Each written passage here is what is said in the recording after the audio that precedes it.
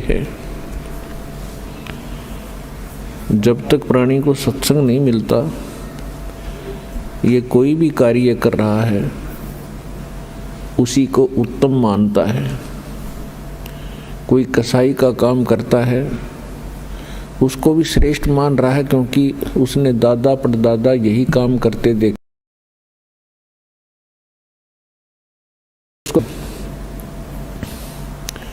इसी प्रकार कोई शराब पीता है तो शराब पीने वाले को भी बुरा नहीं लगता, क्योंकि उसके साथी सभी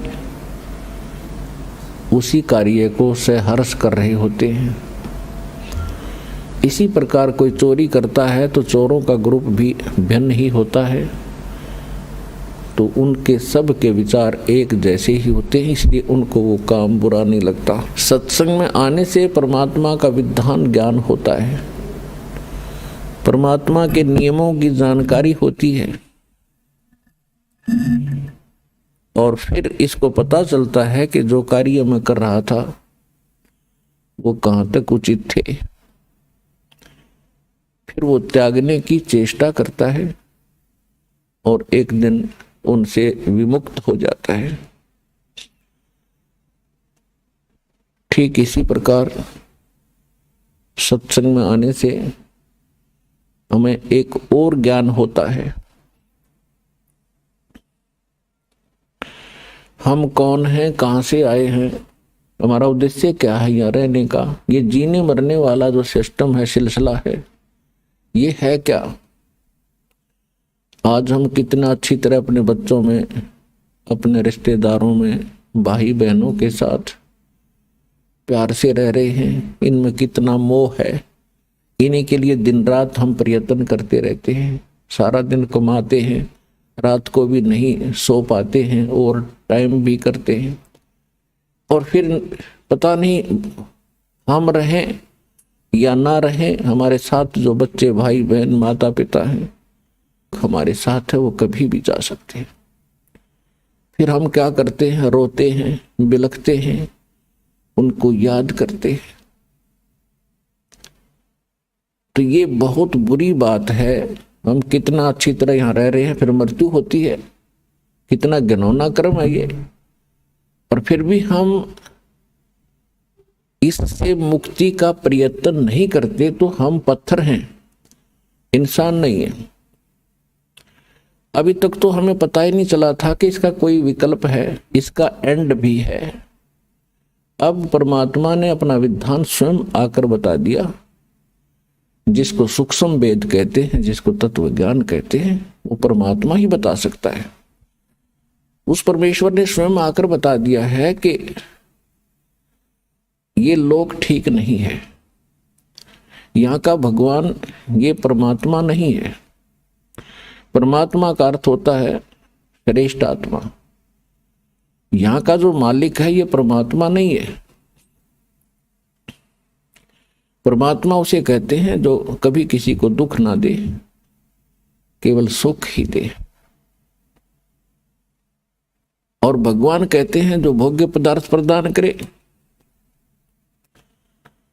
तो परमात्मा तो एक ही है।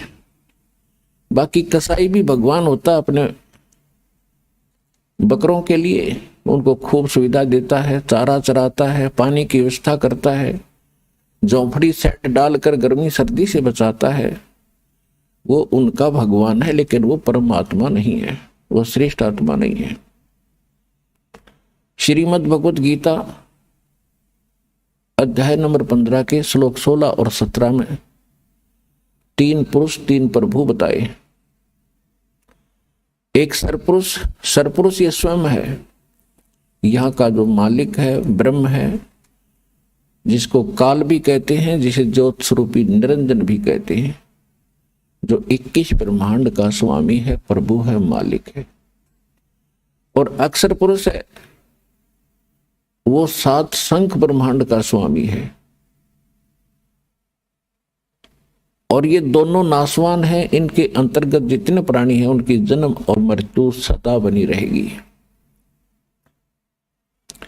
गीता अध्याय नंबर 15 के श्लोक 17 में स्पष्ट किया है कि उत्तम पुरुष है तो अन्य परमात्मा इति उदाहरते है, ये लोकतरम आविश्य विवर्ती अवैश्वर है। इसमें यह स्पष्ट किया है कि उत्तम पुरुष, श्रेष्ठ परमात्मा, श्रेष्ठ प्रभु, वो तो कोई इन दोनों से अन्य है। और परमात्मा इति उदाहरते हैं, जिसको परमात्मा कहते हैं, वो परमात्मा है। वो दुख नहीं देता, वो सुख ही सुख देता है। वो सुख का सागर है। सुख सागर का अर्थ है कि जहां सुख का एंड ना हो, समाप्त ना हो। और वही तीनों लोकों में प्रवेश करके सबका धारण पोषण करता है। तो यहां सतलोक आश्रम बरवाला जिला हिसार के अंदर उस परमात्मा की जानकारी दी जाती है और उसको प्राप्त करने की विधि बताई जाती है। वो परमात्मा, उस परमात्मा की शरण में आने से कबीर भगवान है, वो कबीर परमात्मा है, वो वास्तव में भगवान है, वास्तव में परमात्मा है। और उसकी शरण में आने के उपरांत आपको यहां भी सुख देगा, क्योंकि वो सुख सागर है, वो परमात्मा है, दुख नहीं देता। यदि हम कोई कष्ट उठाते हैं तो अपनी कमजोरी के कारण, मर्यादा भंग करके हम अपना कोई हानि कर लेते हैं। नहीं, परमात्मा की शरण में आने के बाद आपको रोज नए सुख होंगे, आपके सब कष्ट निवारण होंगे और अंत में आपको वो स्थान प्राप्त होगा जहां फिर कभी जन्म मृत्यु नहीं होती। इसको सतलोक कहते हैं, सचखंड कहते हैं। वहां आपकी ऐसे ही परिवार होगा, फिर वो कभी मृत्यु में नहीं आएंगे। वहां विकार नहीं है, राग द्वेष नहीं है, वहां केवल सुख ही सुख है।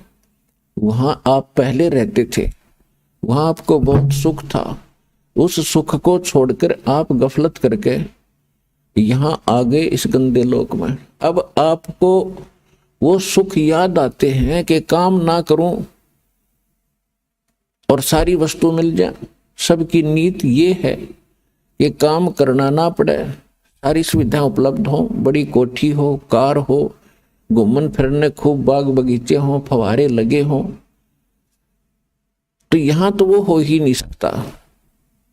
यहां चाहे पूरी पृथ्वी का राजा बन जा, उसने भी काम करना पड़ेगा। तो ये कहां था? सतलोक के अंदर है। वह खूब सुविधाएं हैं, कुछ काम नहीं, भरे भंडारे भगवान के। अब जैसे आप यहां आते हो सतलोक आश्रम बरवाला के अंदर, यहां आपको बना बनाया भोजन मिलता है, बिछे बिछाए मैट मिलते हैं, सारी सुविधाएं हैं। आपको काम क्या है? खाओ पियो, अपना भक्ति करो, चर्चा करो परमात्मा की। कितना आनंद से दिन व्यतीत हो जाते हैं। तो इसी प्रकार ये एक रिहर्सल है उस सतलोक की। लेकिन वो जो सुख है वो तो यहां ना दिया जा सकता है और ना बताया जा सकता है। वो तो वहां जाने से ही आपको पता चलेगा। ये एक केवल उसकी थोड़ी सी नकल है। तो वहां जाने के बाद आपकी ना कभी मृत्यु होगी, ना कोई काया कष्ट होगा। इसलिए परमात्मा के चरणों में आकर के आपको एक विशेष ज्ञान होगा कि हम जो काम कर रहे हैं, जो संपत्ति जोड़ने की हम चेष्टा कर रहे हैं, इसमें हम रहेंगे कितने दिन। तो उसके लिए विकल्प है कि परमात्मा के चरणों में लगो, भक्ति करो। बुराइयों से दूर होना पड़ेगा आपको। तम्बाकू, कोई भी नशीली वस्तु है, सब त्यागनी पड़ेंगी। और चोरी जारी, ठगी, रिश्वतखोरी, ये भूल कर भी नहीं करना, क्योंकि इसका अकाउंट परमात्मा के दरबार में अलग से रहता है। सत्संग में बताया जाता है, मानुष जन्म पाय कर जो नहीं रटे हरि नाम, जैसे कुआं जल बिना बनवाया क्या काम। मानुष जन्म दुर्लभ है, ये मिले न बारंबार। तरवर से पत्ता टूट गिरे, वो बोर न लगता डर। साथी हमारे चले गए, हम भी चालन हार। कोई कागज में बाकी रह रही, तात लगी है वार। पृथ्वीपति चकवे गए, जिनके चक्र चलंत। रावण सरीखे कौन गिने, ऐसे गए अनंत। सर्व सोने की लंका थी, वो रावण से रणधीरम। एक पलक में राज बिराजी, जम के पड़े जंजीरम। मन तो सुख के सागर बसरे, भाई और न ऐसा यसरे।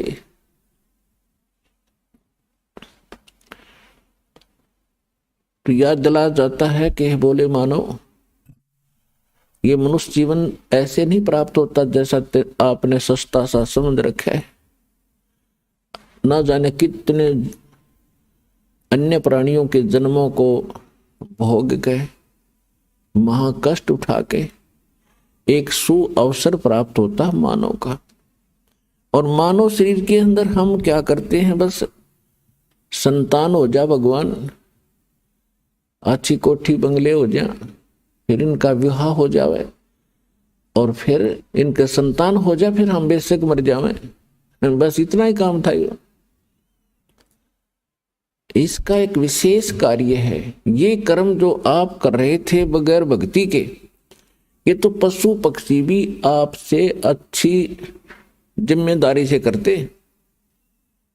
लेकिन केवल यही काम मनुष्य का नहीं, इसके पैरेलल एक काम और है जो सत्संग में आने से ज्ञान होता है।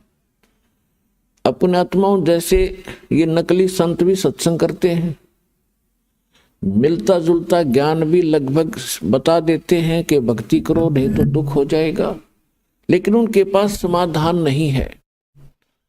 तो वो सत्संग सुनना या ना सुनना बराबर है। अब जैसे किसी ने बता दिया कि आपको ये बीमारी है, आपको भी पता लग गया, बताने वाले ने बता दिया, तो समाधान उसके पास है नहीं, तो क्या यूज हुआ ये बताने का कि आपको ये रोग है। तो जो डॉक्टर होगा वो बीमारी भी बताओगा, उपचार भी करेगा। तो आज तक या तो स्वयं परमात्मा आए थे जो कंप्लीट कोर्स लिए थे, और उन्होंने कुछ महापुरुषों को ये ज्ञान भी दिया था, नाम भी दिया था, समाधान भी दिया था, लेकिन उन महापुरुषों को मना कर दिया था कि अभी इस वास्तविक भक्ति विधि को और इस तत्व ज्ञान को, मूल ज्ञान को अभी सार्वजनिक नहीं करना। क्यों नहीं करना? तो धर्मदास नाम के एक बड़े महापुरुष हुए थे, परमात्मा उनको आकर मिले थे जैसा भगवान की लीला में लिखा है। तो धर्मदास जी ने पूछा था, प्रभु आपने मुझे सारी कहानी सुना दी और परमात्मा वो स्थान दिखा दिया जहां से हम गिरे थे इसे गंदे लोक में, और अब आपने मुझे सब मंत्र दे दिए, और परमात्मा अब आप मेरे बच्चों को या अन्य किसी व्यक्ति को ये नाम देने के लिए मना कर रहे हो, इसका कारण क्या है? आपका दास जानना चाहता है। तो परमात्मा ने कहा था, धर्मदास ये गंदा लोक है, यहाँ का भगवान बहुत निकम्मा है, ये परमात्मा नहीं है, ये छट कपट करके जीव को यहाँ फंसाई बैठे है, और ये जितने भी प्राणी इसके लोक में हैं ये सब अपनी गलती से बालकपन में यहाँ फंसे हैं। अब इनको इसने इतना मिसगाइड कर दिया है, इतना भ्रमित कर दिया है कि इनको समझाना मेरे लिए बड़ा दूबर हो गया है। और अब इसने ऐसा मोर्चा डांट दिया कि असली भगवान का तो नामो निशान मिटा दिया। और बाकी सारी चीज को कैसी पूजा करता है, बड़ी खुशी से करता रहो, कोई प्रॉब्लम नहीं। कहीं तीर्थ पर जाओ, कोई व्रत रखो, कोई मंदिर पूजो, मस्जिद पूजो, गुरुद्वारा पूजो, चर्च में जाओ, या कहीं 4 ईंट लगा के वहां मत्था टेकते रहो, या कोई घोर तप कर लो।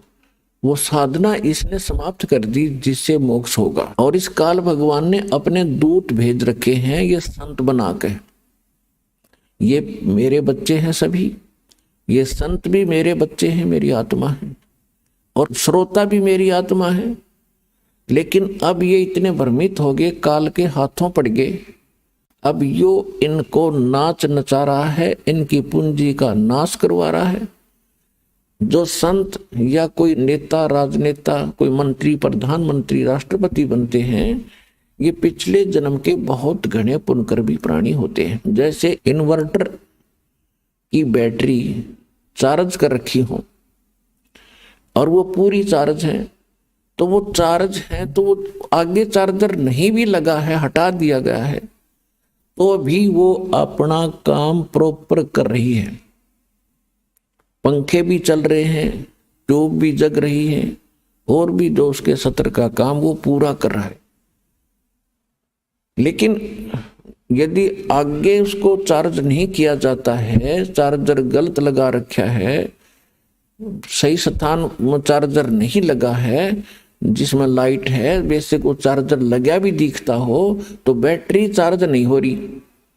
और जिस समय वो बैटरी समाप्त होगी, डिस्चार्ज हो जाएगी, फिर सब सुविधाएं एकदम समाप्त हो जाएगी। तो ये जितने संत बने हुए हैं,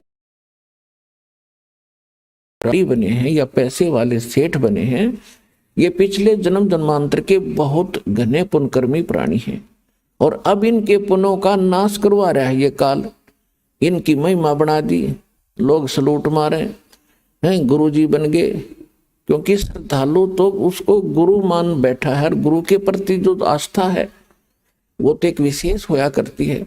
लेकिन एक यदि कोई व्यक्ति गधे के ऊपर आस्था लगा ले कि या गाय हर बाल्टी भरेगी दूध की, वो तो मूत की तो भर सके है, दूध की नहीं उसके पास।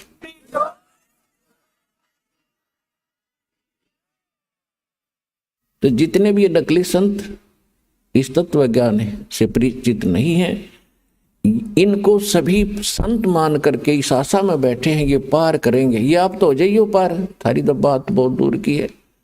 पार होंगे मूल मंत्र से, मूल मंत्र से पार होंगे, और देने वाला मूल मंत्रों का अधिकारी हो तब पार होंगे।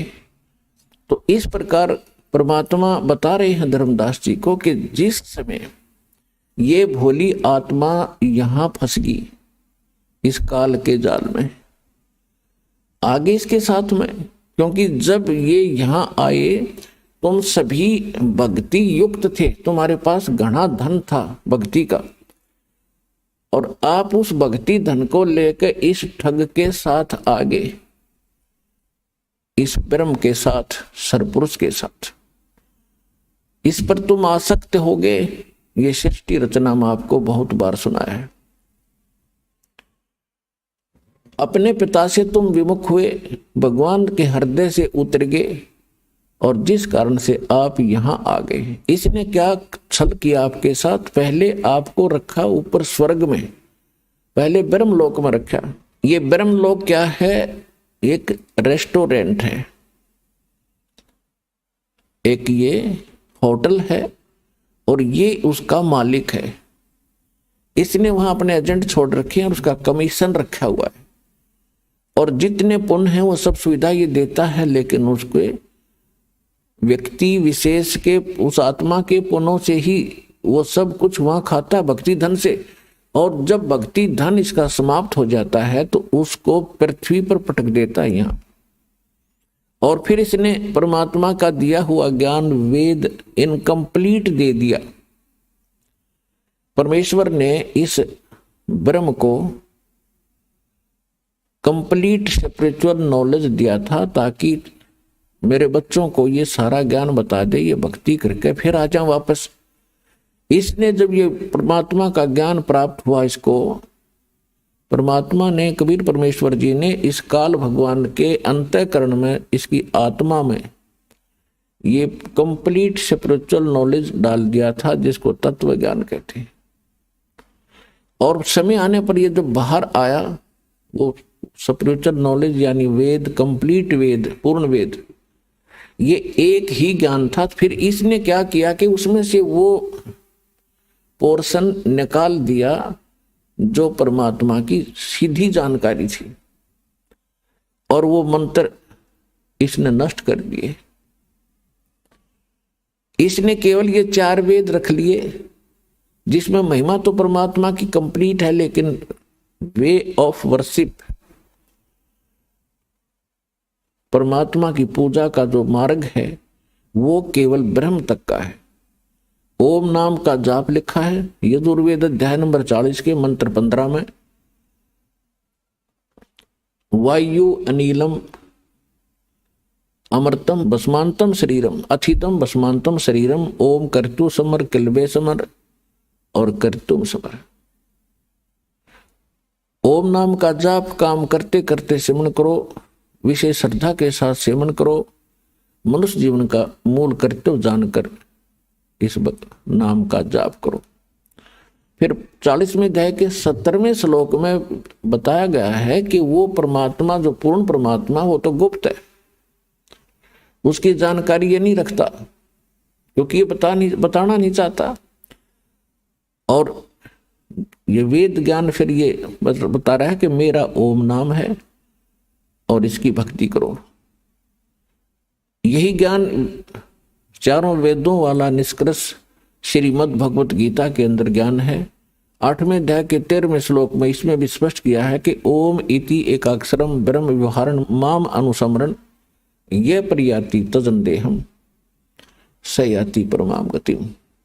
मुझ ब्रह्म का केवल एक ओम मंत्र है, उच्चारण करके सिमरण करता हुआ जो शरीर छोड़कर जाता है, ओम से मिलने वाली जो गति है वो परम गति इससे हो जाएगी। वो क्या है? ओम नाम का जाप ब्रह्म का है, ब्रह्म के पुजारी ब्रह्म लोक में जाते हैं। 8वें अध्याय के 16वें श्लोक में स्पष्ट किया है कि ब्रह्म लोक में गए हुए प्राणी भी फिर जन्म मृत्यु में आते हैं। इसलिए गीता ज्ञानदाता ने 18वें अध्याय के 62वें श्लोक में कहा है कि अर्जुन तू सर्वभाव से उस परमेश्वर की शरण में जा, उसकी कृपा से तू परम शांति को और सनातन परम धाम को प्राप्त होगा। यजुर्वेद अध्याय नंबर 5 के मंत्र 32 में उसमें स्पष्ट किया है कि उसी कसी, मूल संस्कृत है, उसी कसी कबीर अंगारी असी बंभारी असी शवर ज्योति रत धामासी। कबीर उसी कसी का अर्थ है जो पूर्ण शांतिदायक है, जो परम शांति देने वाला है। कबीर अंगारी असी वो पापों का नाशक, पाप नाशक शब्द, पापों का नाश करने वाला, पापों का शत्रु वो कबीर देव है, कबीर परमेश्वर है। बंभारी असी बंधनों का शत्रु, अरि माने शत्रु, बंबर माने बंधन। तो कर्मों के बंधन से हम यहाँ जकड़े पड़े हैं और कर्म के बंधन को केवल कबीर परमात्मा ही काट सकता है। और वो कहाँ रहता है? वो सतलोक में रहता है। अब गीता अध्याय नंबर 15 के श्लोक 17 में जो स्पष्ट किया है कि वो गीता ज्ञानदाता जो कह रहा है 18वें अध्याय के 62वें श्लोक में कि उसकी शरण में जा, उस परमेश्वर की शरण में जा, उसकी कृपा से तू परम शांति को, सनातन परम धाम को प्राप्त होगा। तो वो परमात्मा वो है जो गीता अध्याय नंबर 15 के श्लोक 17 में बताया है कि उत्तम पुरुष है तू अन्य परमात्मा इति उदाहरत है, यह लोकतर्यम आविष्य विभ्रति अवैश्वर है। गीता अध्याय नंबर 7 के श्लोक 29 में गीता ज्ञानदाता कह रहा है अर्जुन को कि जो मेरे ज्ञान को आश्रय कर लेगा, वो क्या बताना चाहता है? 4थे अध्याय के गीता में 32 और 34 श्लोक का निष्कर्ष है कि परमात्मा स्वयं आकर के विस्तार के साथ यज्ञों यानी धार्मिक अनुष्ठानों की जानकारी स्वयं देते हैं और उसको तत्व ज्ञान कहते हैं। वो अपने मुख कमल से बोलते हैं। वो सच्चिदानंद घन ब्रह्म की वाणी जो है वो तत्व ज्ञान होता है। चौथे अध्याय के 34वें श्लोक में ये स्पष्ट करता है कि मैं उससे परिचित नहीं हूं, उसके लिए तू तत्वदर्शी संतों की खोज कर और उनको दंडवत प्रणाम करने से, कपट छोड़कर उनकी सेवा करने से वो तत्वदर्शी संत तुझे उस तत्व ज्ञान का उपदेश करेंगे। और 7वें अध्याय के 29वें श्लोक में अब ये कह रहा है कि मेरे इस ज्ञान को जो धारण कर लेगा, स्वीकार कर लेगा, इसके आधार से जो मेरे ज्ञान को आश्रय कर लेता है तो फिर उसको तत्वदर्शी संत मिल जाते हैं खोज करने पर। तो वो व्यक्ति जरा और मरण से, जरामीन वृद्धावस्था का दुख और मरण माने मृत्यु के कष्ट से छूटने का ही प्रयत्न करते हैं। जिनको तत्व ज्ञान हो जाता है, तत्वदर्शी संत मिल जाते हैं, फिर उनकी आस्था इस गंदे लोक से हट जाती है। यहाँ की इच्छाओं से वो मन हटा लेता है और वो फिर क्या करता है, वो जरा और मरण से छूटने के लिए ही प्रयत्न करते हैं। तो वो क्यों करते हैं? क्योंकि वे संपूर्ण अध्यात्म से और सभी कर्मों से और उस तत्व ब्रह्म से परिचित हो जाते हैं। तत्व ब्रह्म, ब्रह्म माने भगवान, लेकिन ये जो ब्रह्म है यहाँ का ये सर ब्रह्म है, सर पुरुष है, और वो परम अक्षर ब्रह्म है, वो अविनाशी परमात्मा है। तो अर्जुन ने गीता अध्याय नंबर 1 में प्रश्न किया, 8वें अध्याय के 1 में प्रश्न किया मंत्र में कि किम तत्ब्रह्म और किम अध्यात्म किम कर्म पुरुषोत्तम। वो तत्ब्रह्म क्या है भाई, जिसको जानने के बाद व्यक्ति यहाँ की कोई इच्छा नहीं रखता और केवल जरा और मरण से छूटने का ही प्रयत्न करता है। वो किम तत्ब्रह्म, वो तत्ब्रह्म क्या है और क्या कर्म है और अध्यात्म किसे कहते हैं। गीता ज्ञानदाता ने 8वें अध्याय के 3रे श्लोक में कहा कि वो परम अक्षर ब्रह्म है। वो परम अक्षर ब्रह्म है, ये स्वयं ब्रह्म है और वो परम अक्षर ब्रह्म है, उसको सच्चिदानंद घन ब्रह्म भी कहते हैं। तो इस प्रकार हमें ज्ञान हुआ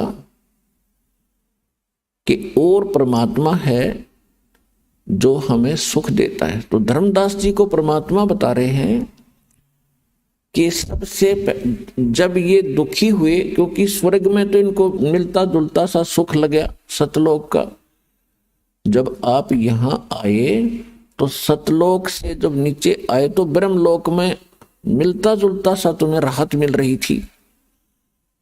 और जब तुम्हारी पूंजी समाप्त होगी, तुम होगे कंगाल, तो पटक दिए पृथ्वी पर कि फिर धन जोड़ो और फिर आओ यहां पर, फिर तुम्हें कुछ समय सुख मिलेगा। अब ये स्वर्ग और ये महास्वर्ग जिसको ब्रह्मलोक कहते हैं उसको महास्वर्ग कहते हैं। ये तो ऐसे हैं जैसे रेस्टोरेंट होते हैं, जैसे हरियाणा, पंजाब, राजस्थान, उत्तर प्रदेश, मध्य प्रदेश आदि इन राज्यों में गर्मियों के मौसम में बहुत गर्मी पड़ती है। और दो सेठ साहूकार कुछ व्यक्ति जिनके पास घना धन हो जा, वो क्या करते हैं, जब इधर चले जाते हैं कुल्लू, मनाली, शिमला के अंदर गर्मियों का समय व्यतीत करने के लिए। वहां ठंडा क्षेत्र है तो वहां क्या करते हैं, एक होटल में कमरा किराए पर लेते हैं, सारा उस होटल में खाना खाते हैं। तो वहां उनको जो पूंजी ले जाते हैं 50-60 हजार रुपए, तो वो उनकी पूंजी वहां खत्म हो रही है, वो सुख अवश्य प्राप्त कर रहे हैं। और जब उनकी वह धन समाप्त हो जाएगा, उनको फिर से कर्म क्षेत्र में आना पड़ता है। और अगले वर्ष हो सकता है इतनी पूंजी ना बचे कि हम होटल में जा सके 2 महीने 3 महीने काटने के लिए, मई जून जुलाई के, तो फिर वहीं पड़ा रहना पड़ेगा उसको। तो ऐसे यहाँ के स्वर्ग महास्वर्ग बताए हैं उसके लिए गीता ज्ञानदाता कहता है कि यदि तुम्हें कंप्लीट पीस चाहिए, संपूर्ण शांति चाहिए, तो उस परमेश्वर की शरण में जा। उसके लिए ऑप्शन छोड़ दिया कि मैं नहीं जानता, तत्वदर्शी संतों से पूछो। तो ये दास रामपाल दास है, वो तत्वदर्शी संत इस विश्व में।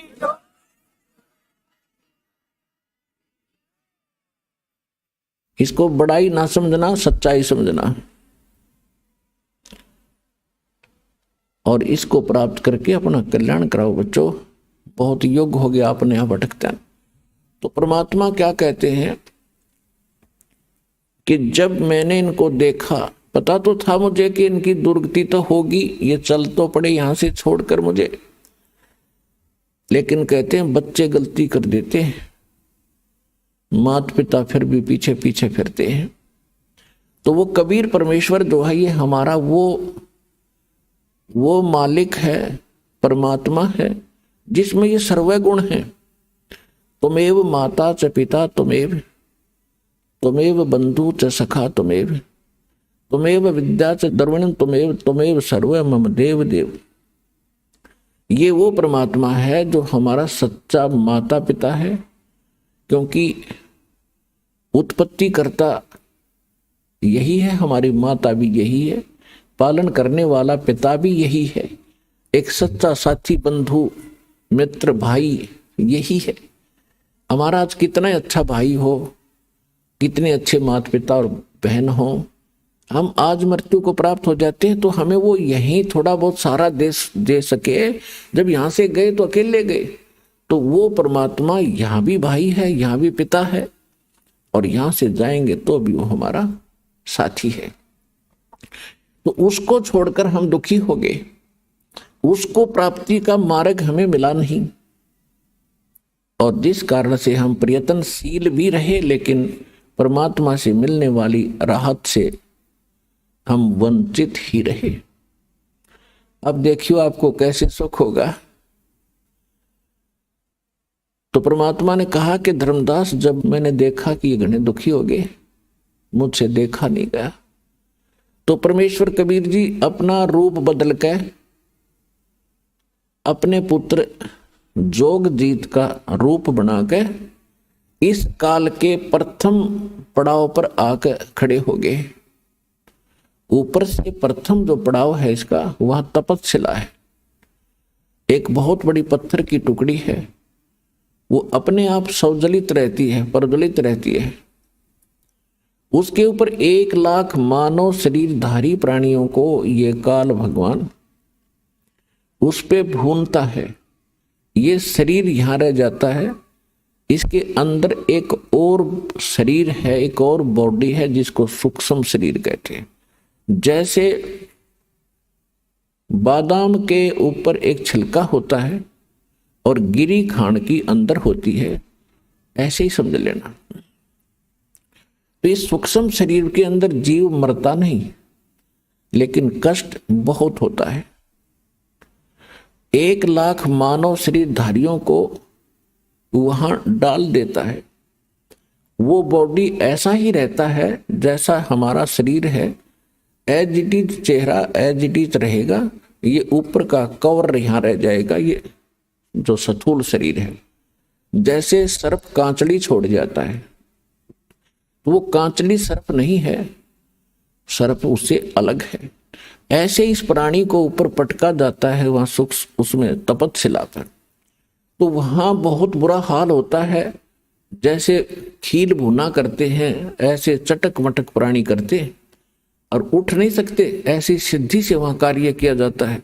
उनको भूनने का उद्देश्य क्या है कि आप सारे जीवन में जो भी खाते हो पीते हो, और आप एक और विशेष चीज देखो कि तम्बाकू, हुक्का, बीड़ी, ये इस बॉडी के लिए हानिकारक है।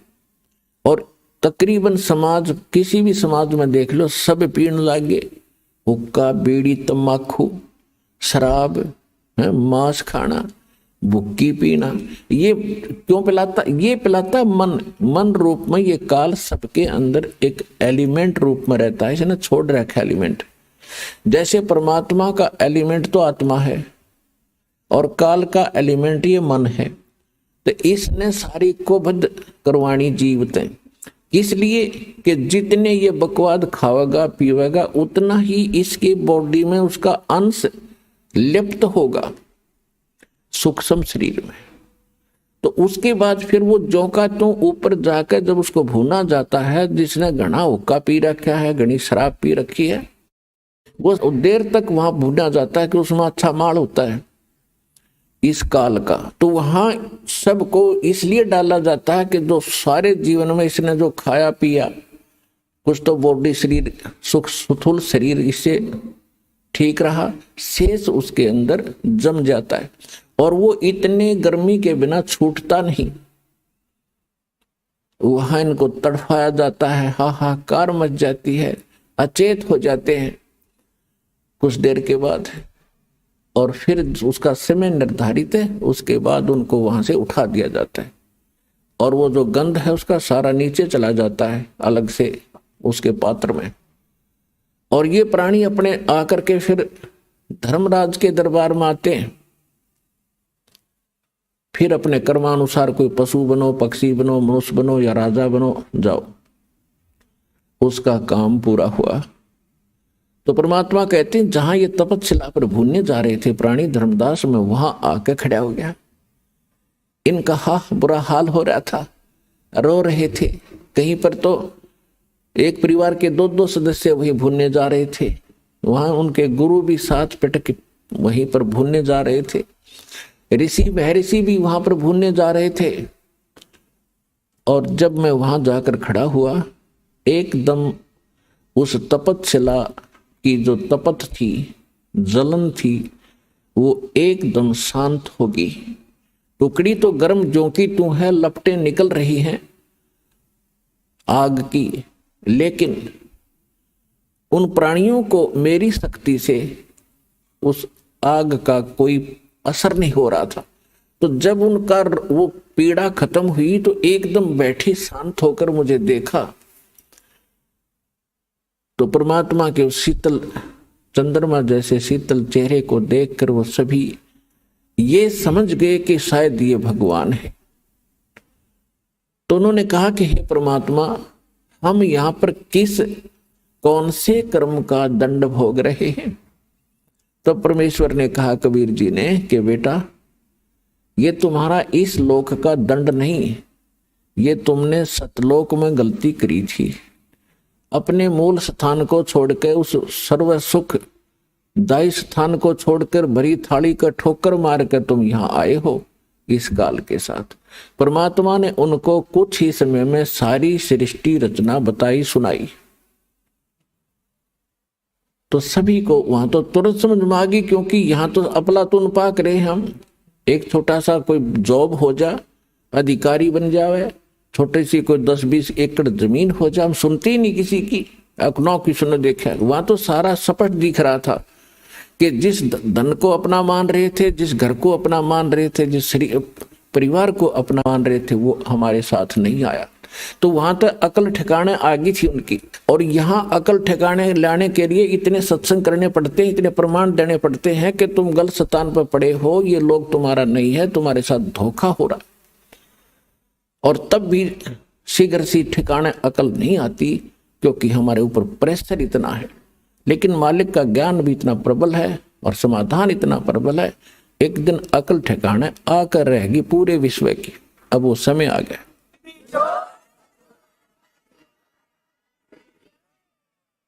तो सभी ने करबद्ध होकर कहा, परमात्मा हमें छुड़वा लो इस गंदे लोक से। तो परमेश्वर ने कहा कि भाई ऐसे नहीं होगा। जिस समय आपको पृथ्वी लोक पर मानव शरीर प्राप्त हो, स्त्री या पुरुष का, और वहां मेरा कोई भूला भटका कोई संत तुझे मिल जा, इस मेरे इस ज्ञान को बताने वाला जो मैं तुम्हें बता रहा हूं, ये याद रखना, उसकी शरण में चले जाना। वो जो विधि बताओगा भक्ति की, वो भक्ति करना बेटा, फिर तुम्हें वहां भी सुखी करूंगा और फिर तुम इस तपस्या पर नहीं आओगे, बाईपास ले जाऊंगा, तुम वो भक्ति करना। तो वहां तो सभी हां भर रहे थे कि कान पकड़ते हैं भगवान, आज के बाद इस काल का नाम नहीं जाप करेंगे, हम इसने याद भी नहीं करेंगे, हम आपकी भक्ति करेंगे। हमने तो भगवान जान के और इस काल की पूजा की दाता। आज अकल खुली हमारी, और अब के मनुष्य जीवन मिलेगा तो हम वही भक्ति करेंगे जिससे आपकी प्राप्ति हो। तो परमात्मा ने कहा भाई ठीक है, याद रखना इस बात को बच्चों, भूलना नहीं। और तुम वहां ऋषि बैठे थे, जो गुरु बैठे थे, वो निराकार बताया करते थे ब्रह्म को। परमात्मा ने कहा कि ए मुनि जी, तुम कैसा मानते थे परमात्मा को? कि जी हमने तो ऐसा ही ज्ञान हुआ है कि वेदों में निराकार बताया गया है। वेद तो बड़े नीना, तुम्हें पता वेदों का सट्टे मारे तुमने। वेद तो साकार बताते हैं, तुम्हारा अनुभव निराकार बताता है कि खोजत खोजत थक गए, अंत कहा बेचून। बेचून माने निराकार। तुमने जो जिस विधि से भगवान पाने की चेष्टा की उससे परमात्मा नहीं मिल सकता, और इसलिए गलत प्रयत्न साधना करके तुमने अपना अनुभव गढ़ दिया कि भगवान निराकार, वो दिखता कोई नहीं, प्रकाश प्रकाश दिखता है, परमात्मा का प्रकाश ही देखा जाता है। अरे भले आदमी कोई कहे सूर्य तो निराकार है, सूर्य का प्रकाश देखा जा सकता है, अकल है ठिकाने तुम्हारी? सूर्य बिना फिर प्रकाश किसका? भगवान के बिना प्रकाश किसका देखा? तो कहने लगे जी हम तो बस इतनी पढ़ाई पढ़काए हैं, हमने तो निराकार मान रखा था। देखो वो आ रहा है सामने तुम्हारा निराकार भगवान, वो देखो। जब सबकी दृष्टि परमात्मा के संकेत की ओर गई तो ओछा माथा, काला शरीर, विकराल चेहरा, ये उसका वास्तविक रूप है। और उस रूप को यदि आप यहां देख ले तो कलेजा फट जा। जिसको तुम खोजने के लिए ऋषि महर्षि हजारों वर्ष तक ब्रह्म न पावेंगे, ब्रह्म न पा लो, थारा कलेजा फट जा, उसने देख लो। तक सारी उल्टी साधना की तुमने, सब ज्ञान गलत ज्ञान स्वयं ग्रहण किया और सारी जनता को भ्रमित कर दिया। वो आ रहा तुम्हारा भगवान, और तुम्हारे से निकले इस गंध को खाएगा वो। और अब तुम जाओ यहां से। परमात्मा ने अपनी शक्ति से उनको वहां से उड़ा दिया। अब काल का भोजन का समय हो गया था, क्योंकि उसने भी निर्धारित समय फिक्स कर रखा है कि इतने समय में ये भुन बांध कर चले जाएंगे यहां से, केवल वो माल शेष रह जाएगा, उनसे निकला हुआ गंध, वो उसका माल है। वो खाने के लिए आया तो देखा सामने एक व्यक्ति खड़ा है। अब उसने निकट आकर देखा, क्या देखा कि तो मेरा बड़ा भाई खड़ा है, जोगजीत खड़ा है। अब काल, जब वहां काल ने गलती की थी सतलोक में, ये सृष्टि रचना में आपको सुनाया हुआ है, यहां केवल एक हिंट देकर आज सत्संग का विषय दूसरा रखना है। तो वहां सतलोक से जब इसको निकाला था 21 ब्रह्मांड समेत, तो परमात्मा इसी रूप में गए थे, जोगजीत रूप में। तो जब जोगजीत रूप में उसने देखा कि ये परमात्मा के निकट मेरा भाई है, उनके साथ रहता है ज्यादा, और उसका संदेश वही लेकर आता है, कोई आज्ञा क्या है ये पूछता हूं पहले इससे। तो उस ज्योत निरंजन काल ने जोगजीत से कहा कि जोगजीत तू यहां क्यों आया? अब कोई पिता का आदेश है तो मुझे बता, और तूने मुझे वहां से मार कर निकाला था, तू मेरे लोक में क्यों आया? मेरी तू आ कैसे गया? अब मैं तुझे पहले तो आदेश बता दे क्या है परम पिता का, फिर तुझे मैं मारूंगा, कुटूंगा। तब परमात्मा बता रहे हैं धर्मदास जी को, मैंने इससे बताया कि सुन ले आदेश परम पिता का। ये आत्मा परमात्मा की है, और ये तेरे साथ आ भी गई थी तो ऐसा जुल्म नहीं करना था तूने। अन्यायी, कोई गधा बना दिया, कोई गधी बना दी, कोई सूर बना दिया, कोई सूरी बना दी, कोई कुत्ते गधे की योनि भोग रहा है, कोई कष्ट से पीड़ित है, किसी को कैंसर है, किसी को टीबी है, किसी का हाहाकार मच रहा है, किसी की टांग कट गई, किसी का हाथ कट गया, ये जुल्म कर रखा तूने। तेरे रहम नाम की चीज नहीं है। परमात्मा दुखी हुए इस बात से। तो वो कहता है कि मैं तो सत्य का राज करता हूं, जो जैसा कर्म करता है उसका वैसा ही फल देता हूं। भगवान का आदेश है मेरे को कि सत्य का राज करना, किसी अन्याय ना करना। परमात्मा बोले कि मुझे मालूम है तू जैसा सत्य का राज करता है, ये मन रूप में तू खुद विद्वान है, सारे उल्टे काम कराता है आत्मा से, और जब आत्मा सजा भोगती है तू भाग जाता है। कबीर साहब कहते हैं, मन के मते ना चालिए, मन है पक्का दूत, ले डूबे दरिया में फिर जावे हाथ से छूट। करवा के कुकर्म आत्मा दंड भोग रही है, कोई गलती करवा देता है, इसकी पिटाई हो रही है, मन एक तरफ बैठ जाता, आत्मा रो रही होती, गधा बनवा के छोड़ देता, उल्टे काम करवा के। आप किसी को कहे भक्ति कर ले, मनु कहेगा ना आजा ताश खेल लाएंगे, छोड़ के दरा भक्ति में है। कोई कहे भाई भगवान का नाम, चलो सत्संग में ना टाइम नहीं है, और वहां बिछा के गली में बैठ जाएंगे ताश खेलने सारे दिन। इबका मार आन दे, इबका देखूंगा, सारा दिन धक्के खा के बकवास करे। तो ये मन करवाता है। और जब आत्मा जाग जाएगी, झांखे भी नहीं इन कर्मों को, तो आत्मा को यहाँ जगाया जाता है, इसका मूल ज्ञान बताया जाता है, ये कहाँ की रहने वाली है, वो स्थान याद कराया जाता है, ये सत्संग में याद कराया जाता है। तो सुन ले आदेश परमात्मा का। जोग जीत रूप में भगवान कह रहे हैं कि मैं नीचे जाऊंगा, सभी तेरे ब्रह्मांड सब लोक में जाऊंगा, नीचे के स्वर्ग लोकों में, ब्रह्मा विष्णु महेश की नगरी में, और पृथ्वी लोक पाताल लोक पर जाऊंगा। सब जीवों को बताऊंगा कि ये भगवान नहीं है जिसको तुम परमात्मा मान बैठे हो, ये वो परमात्मा नहीं है। और वो ज्ञान बताऊंगा, उस भगवान के चिन्ह बताऊंगा जिसका तूने नामो निशान मिटा दिया। मैं इसलिए आया हूं, आदेश है परमात्मा का। नीचे जाऊंगा, तेरी पोल खोलूंगा, तेरा भांडा फोड़ूंगा कि तू काल है, तेने जुल्म कर रखा है, इनके साथ सारी उल्ट साधना करवा के इनकी दुर्गति कर दी है। और ऐसा मंत्र दूंगा उनको कि वो जाप करके सीधे सतलोक आ जाएंगे, तेरे झंझट से छूटे। तब कहते हैं ये सुनकर काल इतना भयंकर हो गया धर्मदास कि मुझे मारने के लिए चढ़ा कि तेरे को अभी खत्म कर दूंगा, तो मेरी खेती उजाड़ेगा, मेरा बाग उजाड़ेगा। क्योंकि उसने तो हम इसलिए पैदा कर रखे हैं जैसे कसाई बकरे पालता है। पुण्यात्माओं, ये कोई डूम बाट के गीत नहीं है, रामपाल की दंत कथा नहीं है, ये गॉड गिवन स्टोरी है और रियल स्टोरी है।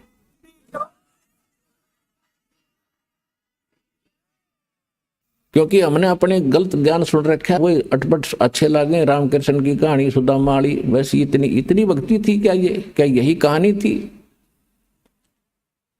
ये है वो परमात्मा की सत्यनारायण कथा जो दास साहब को सुना रहा है। तो आपको इसलिए पाल रखा, धर्मदास जी को बता रहे परमात्मा के जैसे कसाई बकरे पालता है, और उन बकरों की बुद्धि इतनी ही काम करती है कि ये बहुत अच्छा आदमी है जो हमारा मालिक है। कैसे अच्छा आदमी है कि इसने बहुत बढ़िया हमारे लिए इस चरागाह बनवा रखे हैं जहां हम चरते हैं, एक सरोवर तालाब बना रखा है जहां हम पानी पीते हैं, फिर एक झोंपड़ी डाल रखी है, शेड डाल रखा है जहां हम गर्मी सर्दी से बचने के लिए उसके नीचे बैठ जाते हैं। और ये मालिक आता जब हमें बड़ा संभालता है, हमारे ऊपर हाथ फेरता है। तो यहां परमात्मा कहते हैं धर्मदास जी को कि आप जब ये सुविधाएं देखते हो यहाँ की कि कितना सुंदर बाग बगीचे, कैसे झरने बह रहे हैं, कितना नीचे शीतल जल निकल रहा है, मीठा जल, और बड़ी हवा चल रही है, बड़ी पृथ्वी दे रखी है, इस पर बड़े पदार्थ दे रखे हैं, इनको देखकर तो ऐसा लगता है कि गणा बढ़िया भगवान है, बहुत अच्छा स्वामी, कितनी सुविधा हमारी कर रखी है।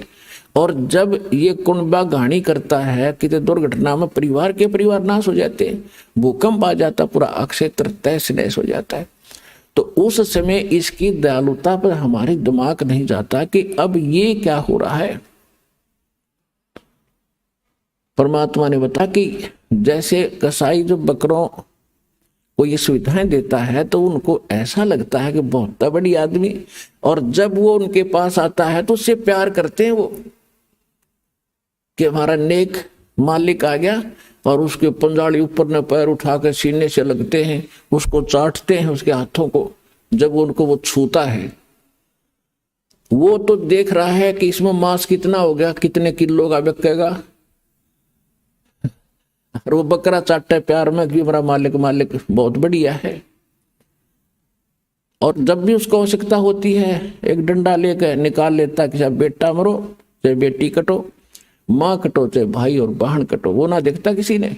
तो ये स्थिति समझ लेना धर्मदास इस काल कसाई में जहां आप रह रहे हो, इस गंदे लोग पे। लेकिन आपको कोई ये ज्ञान बताने वाला था नहीं, और परमात्मा बताने के लिए आए तो हम सुनने को तैयार नहीं थे, क्योंकि हमारे धर्म गुरुओं ने हमें मिसगाइड गढ़ा कर दिया कि कबीर जो है ये अशिक्षित है, ये क्या जाने धर्म ग्रंथों के बारे में, संस्कृत इसको आती नहीं।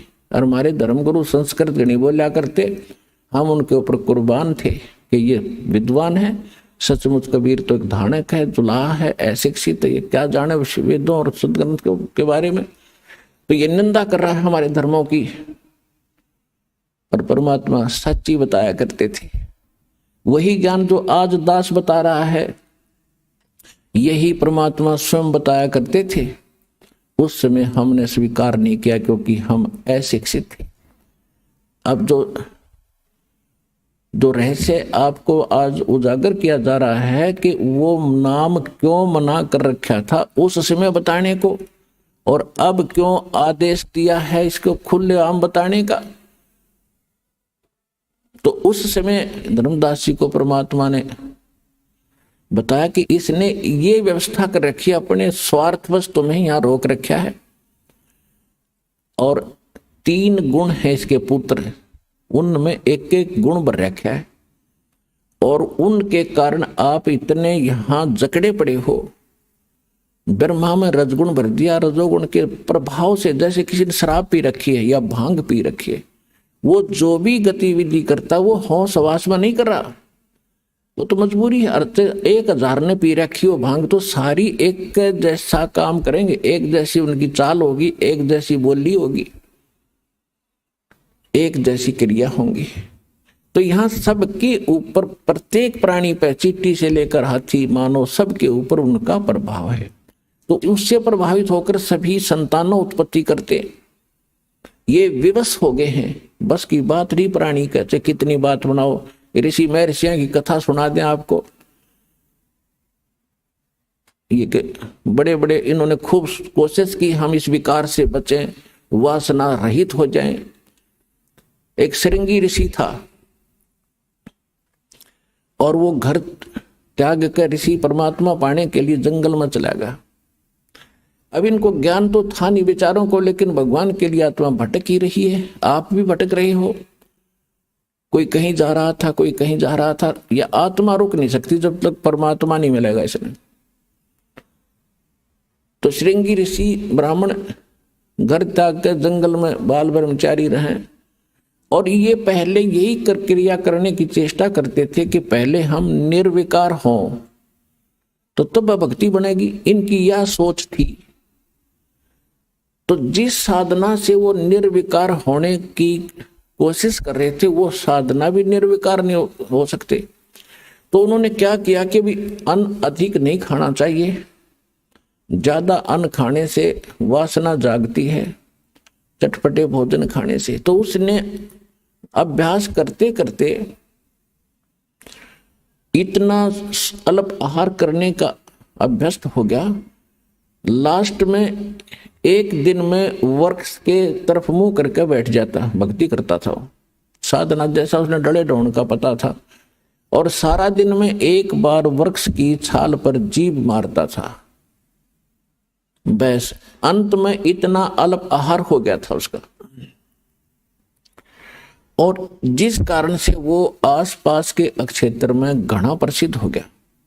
कि भी इस महात्मा देखा नहीं, सारा दिन भक्ति करता है, समाधिस्थ रहता है, आंखें भी नहीं खोलता, सारा दिन में एक बार वर्ष के जिह्वा लगाता है, बस उसी से तृप्त हो जाता।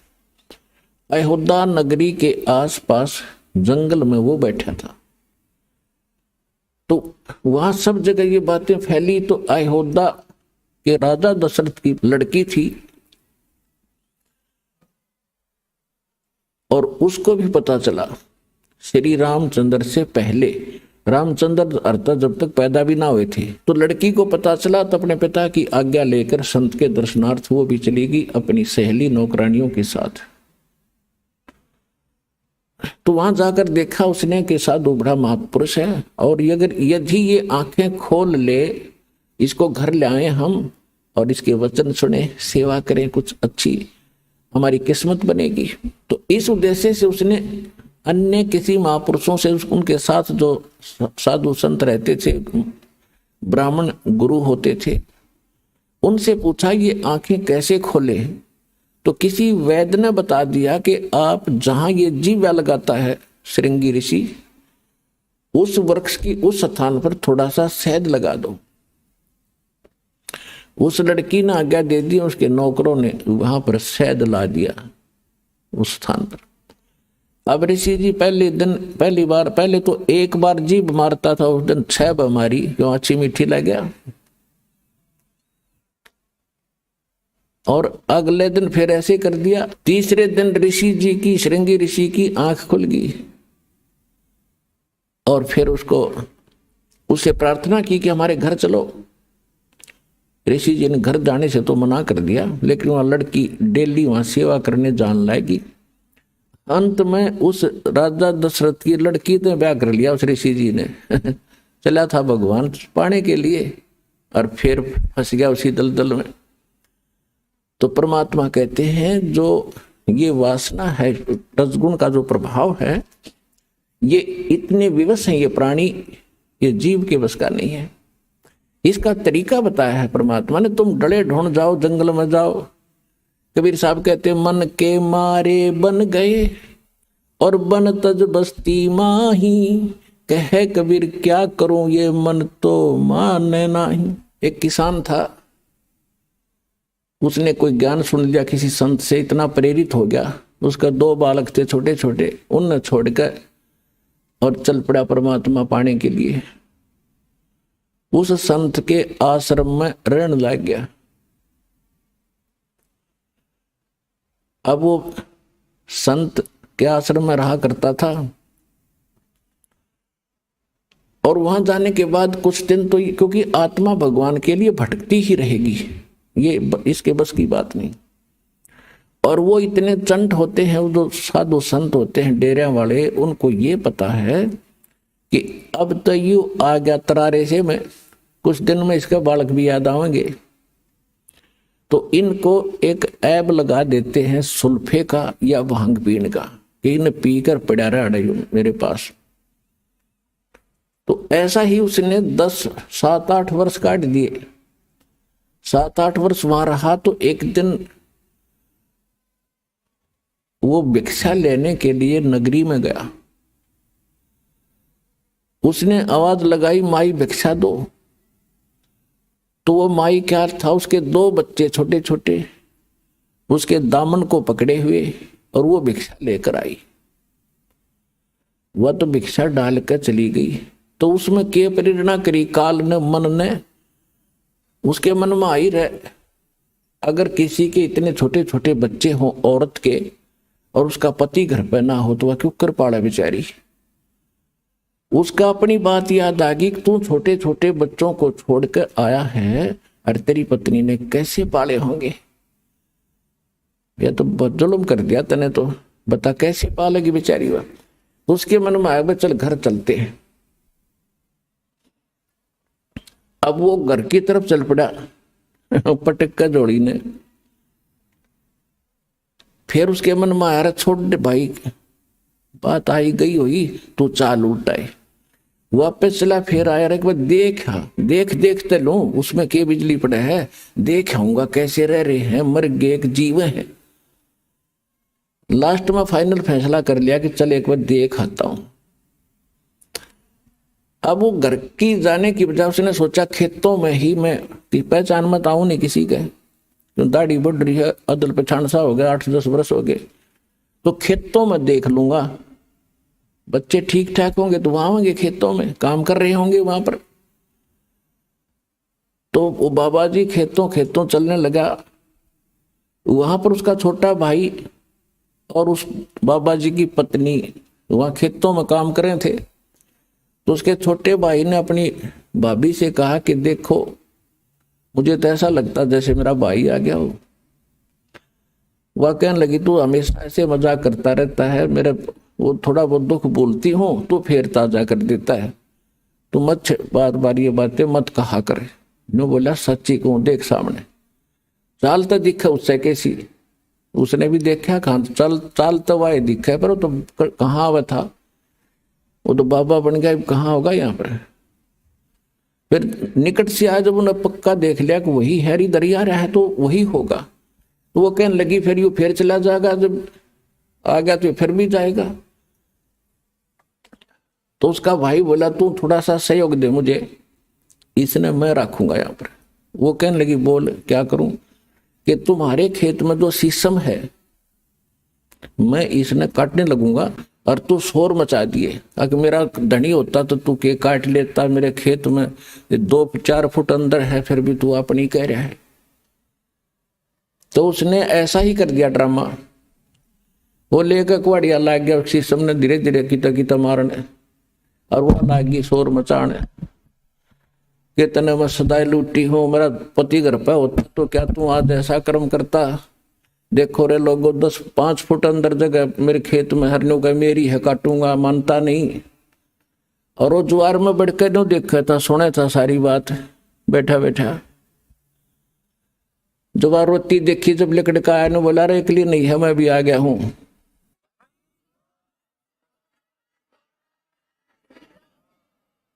तो उसका भाई बोला भाई तू कौन, तीसरा तेली बीच में, चल हमारे घर की लड़ाई है, बीच में नहीं बढ़ा करते। जो बोला इसकी शीशम वाला हूं मैं, शीशम वाला। बता गया था घर छोड़ के, फिर शीशम वाला बन गया। नो बोला भाई वो तो कौन ही, तू मेरा भाई तेनो थोड़ा तेरे बुंडा शकल, तेरी शकल भी पिछाड़ में ना आती, भागड़े थे। तो वहां खेतों में कोई नाई था, किसी आड़ी के बाल काटना आ रहा था, वहां गया। नो बोला मेरे बाल काट, फटाफट नाश हो गया बात का। बोला भाई क्या हो गया, बोला मैं फलाना हूं, मेरे भाई ने जुल्म कर रखा है, देखो मेरी शीशम काटने लग रहा। और दूसरा आड़ी था, बोला मेरे पीछे काटिए, पहले तू इससे के काट। सुबता हुआ बात या उसके काट कर मुंड कर दिया साफ। आया ने बोला देख ओए हो ना, हाँ बोला वो आजा। भाई सीने का लगा लिया और उड़े बैठ गया, भाई बन गया फिर घर बारी। तो परमात्मा कहते हैं मन के मारे बन गए और बन तज बस्ती मां, कहे कबीर मैं क्या करूं ये मन तो माने ना। ये मन मानने कैसे, जो हमारे शास्त्रों में लिखी विधि है, जो हमारे सदग्रंथों में प्रमाण है, जो भगवान ने आके बताया है, उस विधि से यो मन मानेगा। कैसे मानेगा, डेरे डंडे खुसर हो, ये खुसरे लहे ना मोक्ष, धरु पर लाद भी पार हो गए, फिर गृहस्थी में क्या दोष। परमात्मा ने बताया है कि डेरे डंडे अपने घर पर रहो, भक्ति करो, जो विधिवत साधना है। यदि आप घर त्याग कर और ब्रह्मचारी रहकर ही मोक्ष मानते हो तो ये जड़ों का नंबर तो पहले आना चाहिए तुम्हारे से, वो तो सारे पार हो जाए। फिर इसका कहने का तात्पर्य ये नहीं है कि आप दुराचारी हो जाओ। आपने जो है संयमी रहना होता है। दुराचार बहुत बुरी चीज है। और ये भी नहीं कि खुसरे यानी हिजड़े पार ना हो। पुण्यात्माओं बात बिगड़ी पड़ी है सारी। देखो किसी कर्म संस्कार से वो खुसरे बन गए, हिजड़े बन गए, और हिजड़े बनने के लिए तेरे सी मेरे सी जंगला में धक्के खाया करते, रोटी छोड़ देते थे। उनका अगर अकल ठिकाने आ जाए तो वो तो जल्दी भक्ति करें। वो भक्ति वो भी कर सकते हैं, वो भी पार हो सकते हैं। और जो गृहस्थी है वो भी पार हो सकते हैं, क्योंकि भक्ति से ही बात बनेगी। वो चाहे ब्रह्मचारी रह के कर लियो और चाहे गृहस्थी रह के कर लियो, सच भक्ति और विधि से ही करनी पड़ेगी जो बता रखिए। कौन सी? नाम उठत नाम बैठत नाम सोवत जागबे, नाम खाते नाम पीत नाम सेती लागबे। किसान खेत में हल जोड़ रहा है या ट्रैक्टर से काम कर रहा है, हल से कर रहा है तो अपना मंत्र करता रहिए, क्यों मन तो बकवाद करनी है। ये तो हल बा रहा है तो कोई रागनी गा रहा है या फिल्मी गाने गुनगुना रहा है, तो उन बकवादों को छोड़कर मालिक की वाणी बोले, उस वाणी से और या सुमरण करता रहे, तो उस सुमरण के प्रभाव से जो बीज बोया जा रहा है और उससे जो फल आवेगा और उसको जो खावेगा, उसमें भी वो नेक विचार और भक्ति का अंश जाएगा, वो भी एक दिन भक्ति में लग जाएगा।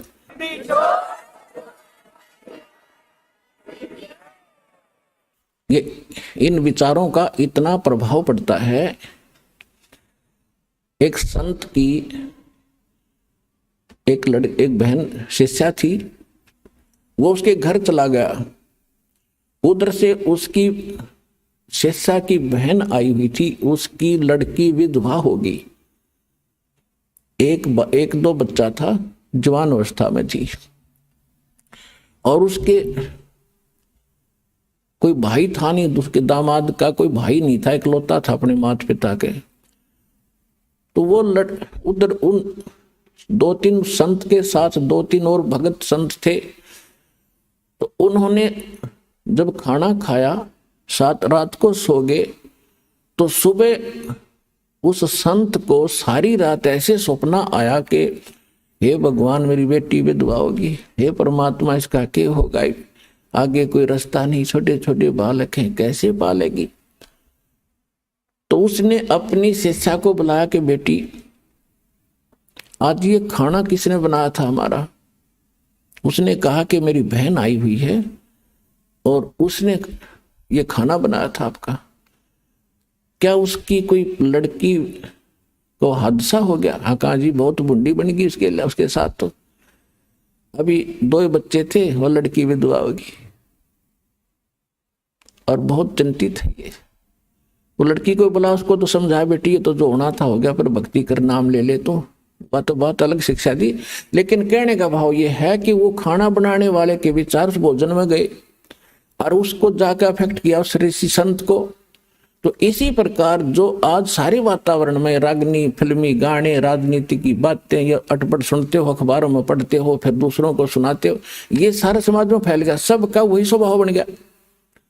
सुबह उठते आदमी चाह पीछा पीवा, पहले लोग अखबार लाओ, अखबार हम के पढ़ रहे उड़ा 3 मर गए हैं, उसका न्यू हो गया, फलाना न्यू हो गया, वहां बलात्कार हो गए, ये पढ़ने की बातें।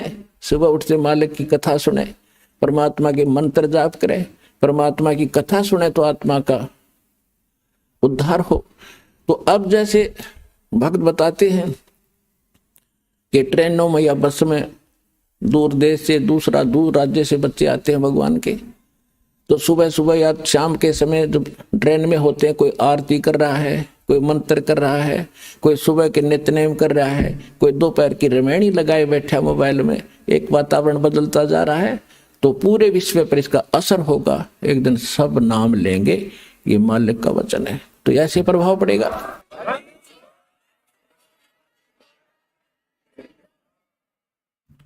तो अब ये वातावरण ऐसे बदलेगा। परमात्मा की वाणी में बहुत ताकत है और विधिवत वो वाणी प्राप्त होती है, उसी से असर होता है। सब यानी अधिकारी से लेकर जो नाम जाप किए जाते हैं उनको आप भी असर होगा और वातावरण के अंदर भी बहुत प्रभाव पड़ेगा। अब आप देखते हो कितने टीवी चलते हैं, सब जगह ये राजनीति की बातें, फलाना ये डकड़ा, ये बड़ा, इसको तो 1 नंबर पर मान रहे हैं। ये 1 नंबर पर तो इन टीवी वालों ने भगवान की चर्चा सुनानी चाहिए दिन में कई ताकि आत्मा इंसान की बुद्धि बदले, बुराइयों से दूर हो और संसार में शांति पैदा हो। या तो शांति पैदा कर रखी है, अब फिल्मों में देखते हैं विवाह करते हैं जब इतनी बड़ी बारात दिखाओगे और 1 किलोमीटर से बाजे बजाने वाले तुर तुर करते, तो आम आदमी की विवाह वृत्ति होती जा रही है। तो ये सारा काम बिगाड़ दिया इस मीडिया ने गलत प्रचार करके। ये प्रचार करे भगवान का, सुबह उठते सब देखें, किसी टाइम भी टीवी लावे जब मालिक की चर्चा पावे, तो एकदम परिवर्तन होगा पूरे विश्व में। ऐसे ये तो होना ही है, क्योंकि भगवान ने ये इंस्ट्रूमेंट बनवाए न्यू है। ये कितने दिन इनमें दुरुपयोग करेंगे उसका समय आने दो।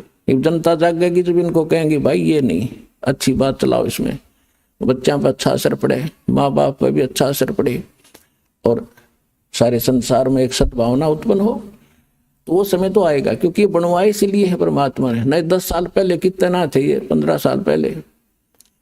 अब इसलिए दाता ने इंस्ट्रूमेंट, मोबाइल, इनके अंदर ये मेमोरी कार्ड, इसमें 20-20, 40-40, 100 घंटे के सत्संग सुन लो, डाल लो, नए नए सुनो दिन में मंत्र। न अनपढ़ आदमी सुन लो, कान का ला कर दूसरे नहीं ना पता चले के बोल रहे के सुनाई।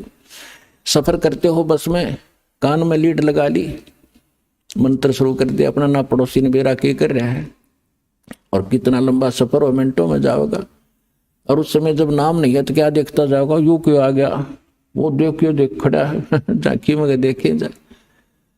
अब भक्ति देखो, भगवान देखो, भक्ति करो, पीछा छूटेगा ऐसे। अब हम आते हैं अपने मूल सत्संग पर। अब जो प्रसंग चल रहा है कि यहाँ इस काल ने हमारे को विवश कर रखा है, जीव के वश का नहीं। अब ब्रह्मा जी के अंदर से एक ऐसी तरंग निकल रही है, ऐसी किरण निकलती है जो प्रत्येक जीव को प्रभावित किए हुए, तो विवश हो है वो ऐसा करता। अब जब प्रसंग चल रहा था कि ये परमात्मा कहते हैं वो मोक्ष उस साधना से होगा, वो हठ योग नहीं है। नाम उठत नाम बैठत नाम सोत जागवे, नाम खाते नाम पीते नाम सेती लागवे। ये तो सुख संवेद उस तत्व ज्ञान में भगवान ने बताया कि ऐसे साधना करो। और हमारे वेद बताते हैं, यजुर्वेद अध्याय नंबर 40 के मंत्र 15 में कहा है कि वायु अनिलम अथितम भस्मांतम अमृतम भस्मांतम शरीरम ओम कर्तु समर कल्वे समर कर्तुम समर।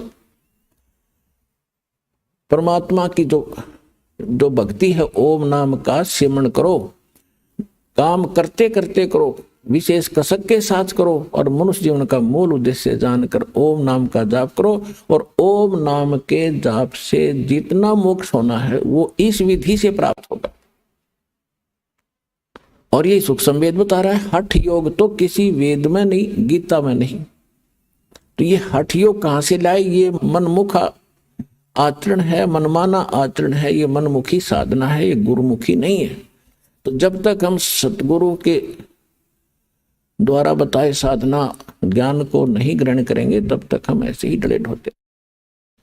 तो परमात्मा कहते हैं कि तुम परमात्मा की प्रेरणा में जंगल में चले जाते हो, घर छोड़ जाते हो, और भूख लगती है, प्यास लगती है, फिर रोटी मांगने फिर घर में और गृहस्थियों के पास आते हो। बता अकल है तुम्हारे अंदर? अब घर में सारी सुविधाएं हैं, मकान है, झोपड़ी है, छोटा है, बड़ा है, जैसा तेरी किस्मत में, और नाम मिल गया, काम भी कर रोजी रोटी के लिए और भक्ति कर। और जिस काम को पहले आप करने में सारा समय लगा देते थे वो पूरा नहीं होता, बरकत नहीं होती। भगवान की भक्ति में यह शक्ति और है, आपके घर में बरकत करेंगे, आपके शरीर को स्वस्थ करेंगे, आपके आने वाले जो पाप कर्मों के दंड हैं उनको दूर करेंगे, तो आपको निर्मल करके रखेंगे, आपको बरकत भी देंगे और मोक्ष भी इसी विधि से मिलेगा। और भगवान विष्णु जी के अंदर जो एक सतोगुण भर दिया इसने, यही 3 देवता हैं और यही 3 गुण हैं। जैसे मिर्च का गुण बना दिया कि वो तो मुंह फूकेगी और छोंक लगेगा, छींक आवेगी।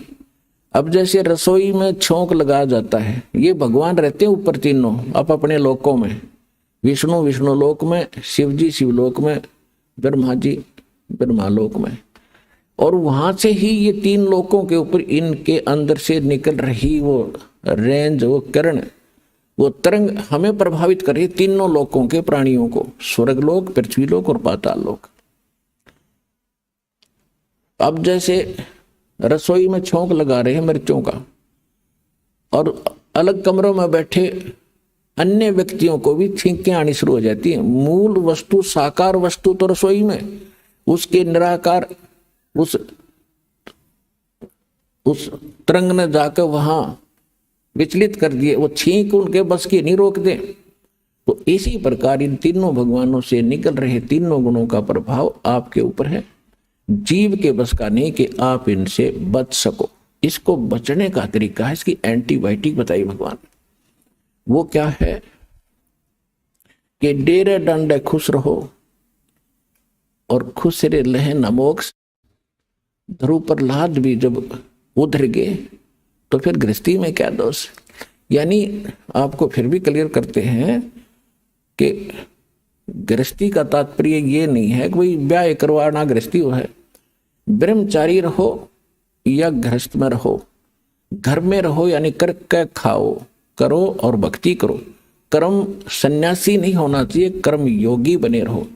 जैसे हमारे यहाँ भक्त रहते हैं जिन्होंने कईयों ने शादी नहीं करा रखी, तो वो कर्म योगी हैं, यहाँ कर्म सन्यासी नहीं है, वो भी गृहस्थी समझ लो। यहाँ सबकी सेवा करते हैं, अपना भक्ति भी करते हैं और साथ में अपनी सेवा भी करते हैं। तो इसी प्रकार भक्ति इस मोक्ष होगा इस मंत्र से जो दास के पास है, और इस सिमरण से, चाहे वो गृहस्थी शादी शुदा करो और चाहे ब्रह्मचारी करो, दोनों का मोक्ष इसी से होगा। चाहे खुश रे करो, इजड़े करो, वो भी मनुष्य है, वो भी पार होंगे।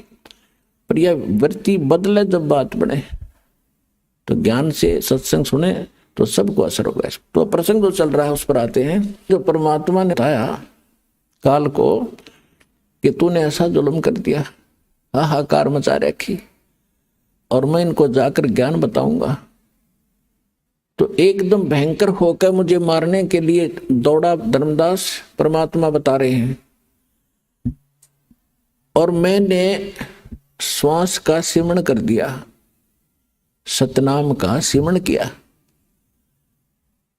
और उस सिमरण के ताकत से वो इतना कंडम हो गया, ऐसी स्थिति होगी, ऐसा गिर गया पृथ्वी पर जैसे पक्षी की पांख कट जाया करें, वो उड़ नहीं सकता और पड़ा पड़ा फड़फड़ा रहा होता है।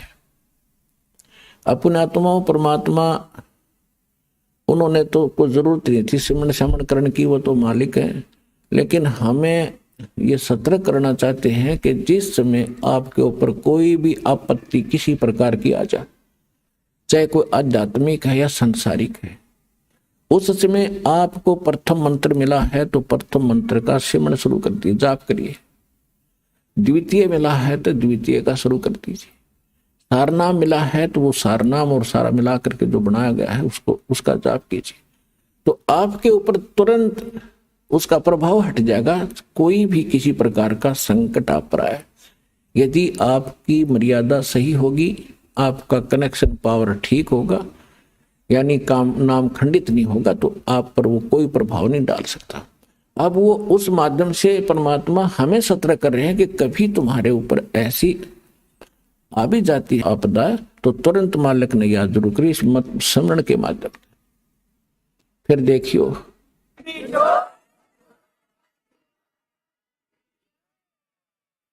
तो उस समय वो ऐसी स्थिति में आगा गिर गया जैसे पक्षी की पांख कट जाया करती हैं। अब उसने देख लिया, काल ने देख लिया कि भाई जोगजीत के पास कोई शक्तिशाली मंत्र है, इसने तो मुझे कंडम कर दिया। तो इसने फिर चापलूसी का सहारा दिया। आप देख लो, यहां यथा राजा तथा प्रजा, जिस आयु भगवान है, इसी हमारा सबका नेचर ऐसा ही है। हमारे से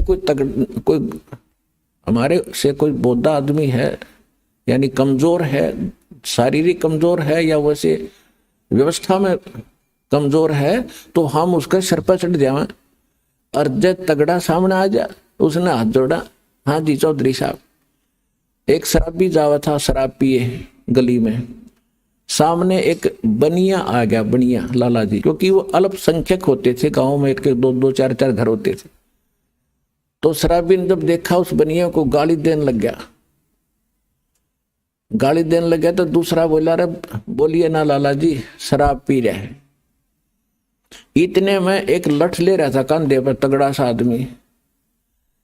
वो बोला, अरे क्या, कौन है, क्या कर रहा है? बोला, चौधरी साहब नमस्ते। तो लाला जी बोले, भाई तो 2 डाल की पी रहा है, ये तो 2 तरह की पी रहा है, शराब पी रहा था। मन ने गाल दे रही, ठाडा दिखा, इसने हाथ जोड़ा। यू तो यू काल तो 2 तरह की प्यारा खींचने मारे थे, और खूब भी ये 2 तरह की पी रहा है। जब इसने नो देखा कि मैं इसने मारूंगा, जब ताकड़ पाड़ के गया, जब परमात्मा ने उसकी देही तोड़ दी, जो पड़ा पड़ा तड़फे और शायद से घिसड़ के और चरण पकड़ दिए। धर्मदास मेरे आके, तुम्हारे भगवान 21 ब्रह्मांड के मालिक ने, ब्रह्मा विष्णु महेश के पिता ने।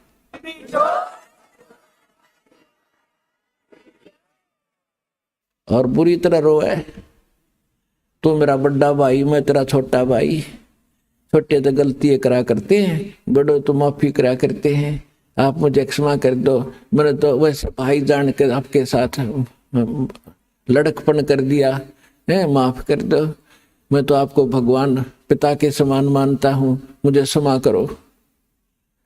जो बुरा हाल कर दिया, जब मैंने कहा ठीक है, फिर कहता है, मुझे कुछ, आप नीचे जाओगे? कहाँ जाऊंगा भाई, मेरे को आदेश हो गया, मैंने जाना पड़ेगा, बस की बात नहीं। तो एक काम करियो, क्या, कुछ मेरी कुछ डिमांड है या पूरी करियो पहले।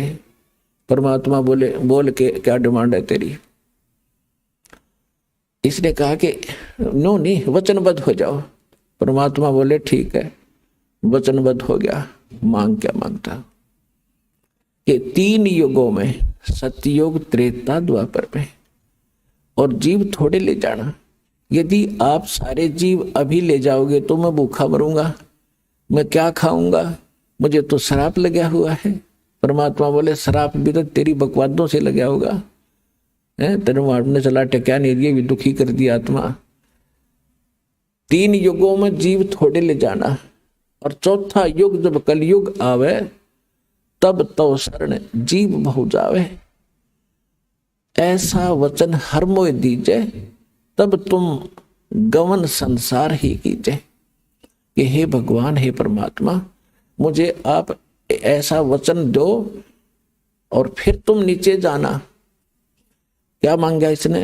एक तो ये मांगा था कि 3 युगों में जीव थोड़े ले जाना, और चौथा युग जब कलयुग आवे, उस समय कितने ही जीव ले जाना। और दूसरी प्रार्थना ये की थी कि दाता, आप जोर जबरदस्ती ना करना, अपना ज्ञान सुना के, और जो आपके ज्ञान को स्वीकार करे हृदय से, वो आपका हो, और शेष मेरे रहें। तो परमात्मा को पता था कि ज्ञान इनको हो जाएगा, फिर यहां रहेंगे कैसे, ज्ञानित कराऊंगा इनको जाके चौथे युग में। तो परमात्मा ने कहा, ठीक है, यह भी मान ली तेरी प्रार्थना। फिर क्या कहा कि त्रेता युग में मेरा एक अंश जाएगा, रामचंद्र नाम होगा, राजा दशरथ के घर जन्म होगा, और उसके प्रारब्ध में ऐसा लिखा हुआ है कि उसकी पत्नी को एक राक्षस उठाएगा, लंका में ले जाएगा, और उस समय उससे छुड़वाने के लिए उसको पुल की आवश्यकता पड़ेगी, समुद्र पार करने के लिए। आपके बिना ये काम दाता कोई नहीं कर सकता, या दया करियो। परमात्मा को पता था कि यह आत्मा तो मेरी है, रामचंद्र भी यूं तो ठेकेदार बन रहा है। अपने आत्माओं जैसे आपका कोई पुत्र या पुत्री है, और कोई रोगी है आज के दिन किसी कारण से, मान ले देखो सत्संग ये ऐसा सत्संग है, सारे पॉइंटों पर हिंट देने पड़ते हैं, हर तरह के भगत होते हैं। अब जैसे यहाँ अधिकतर रोगी आते हैं, क्यों काल ने सत्यानाश कर दिया, भक्ति खत्म करवा दी, पिछले पुण्य खत्म हो लिए, आगे भक्ति इनके पास थी नहीं, माथा टेक टेक उन चौराहे वाली माताओं पे बैठा लिया। अब सब रोगी हो गए, किसी को कोई हानि है, कोई मेंटली डिस्टर्ब है, किसी को कैंसर है, किसी को हाहाकार मात्री। तो भक्ति की शक्ति बिना शरीर चलेगा कैसे, ये मट्टी है। तो अब जैसे यहाँ आते हैं और कति लास्ट स्टेज पर मृत्यु के निकट है, यदि सच्ची श्रद्धा से सच्चे दिल से समर्पित होकर भक्ति करेंगे तो कति ठीक करेगा, गारंटीड बात है, स्वस्थ होंगे यदि नीत भक्ति की होगी तय।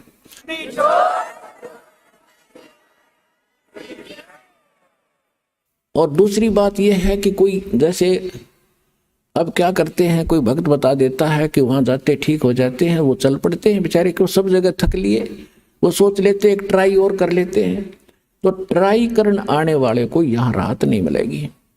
हाँ, यहाँ समर्पित होकर ज्ञान सुन का आवे और चलो ट्राई करने आ भी गया तो हमारे नियमों का फॉलो करे जो हम यह बताते हैं, फिर देखना रोज चांदना देगा परमात्मा, जैसे दीपक में तेल डाल दिया जाता है ऐसे राहत मिलेगी आपको। यहाँ भगवान है, समर्थ सर्वशक्तिमान कबीर साहब की शक्ति है यहाँ पर।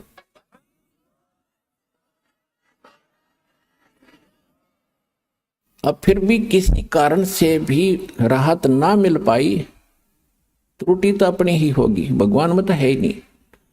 सतगुरु के दरबार में भाई कमी कहे की ना, अनसा मौज नहीं पावता तेरी चूक चाकरी मां। इस सच्चे दरबार में कबीर भगवान की डिक्शनरी में इम्पॉसिबल वर्ड नहीं है, असंभव शब्द नहीं है इस भगवान के दरबार में।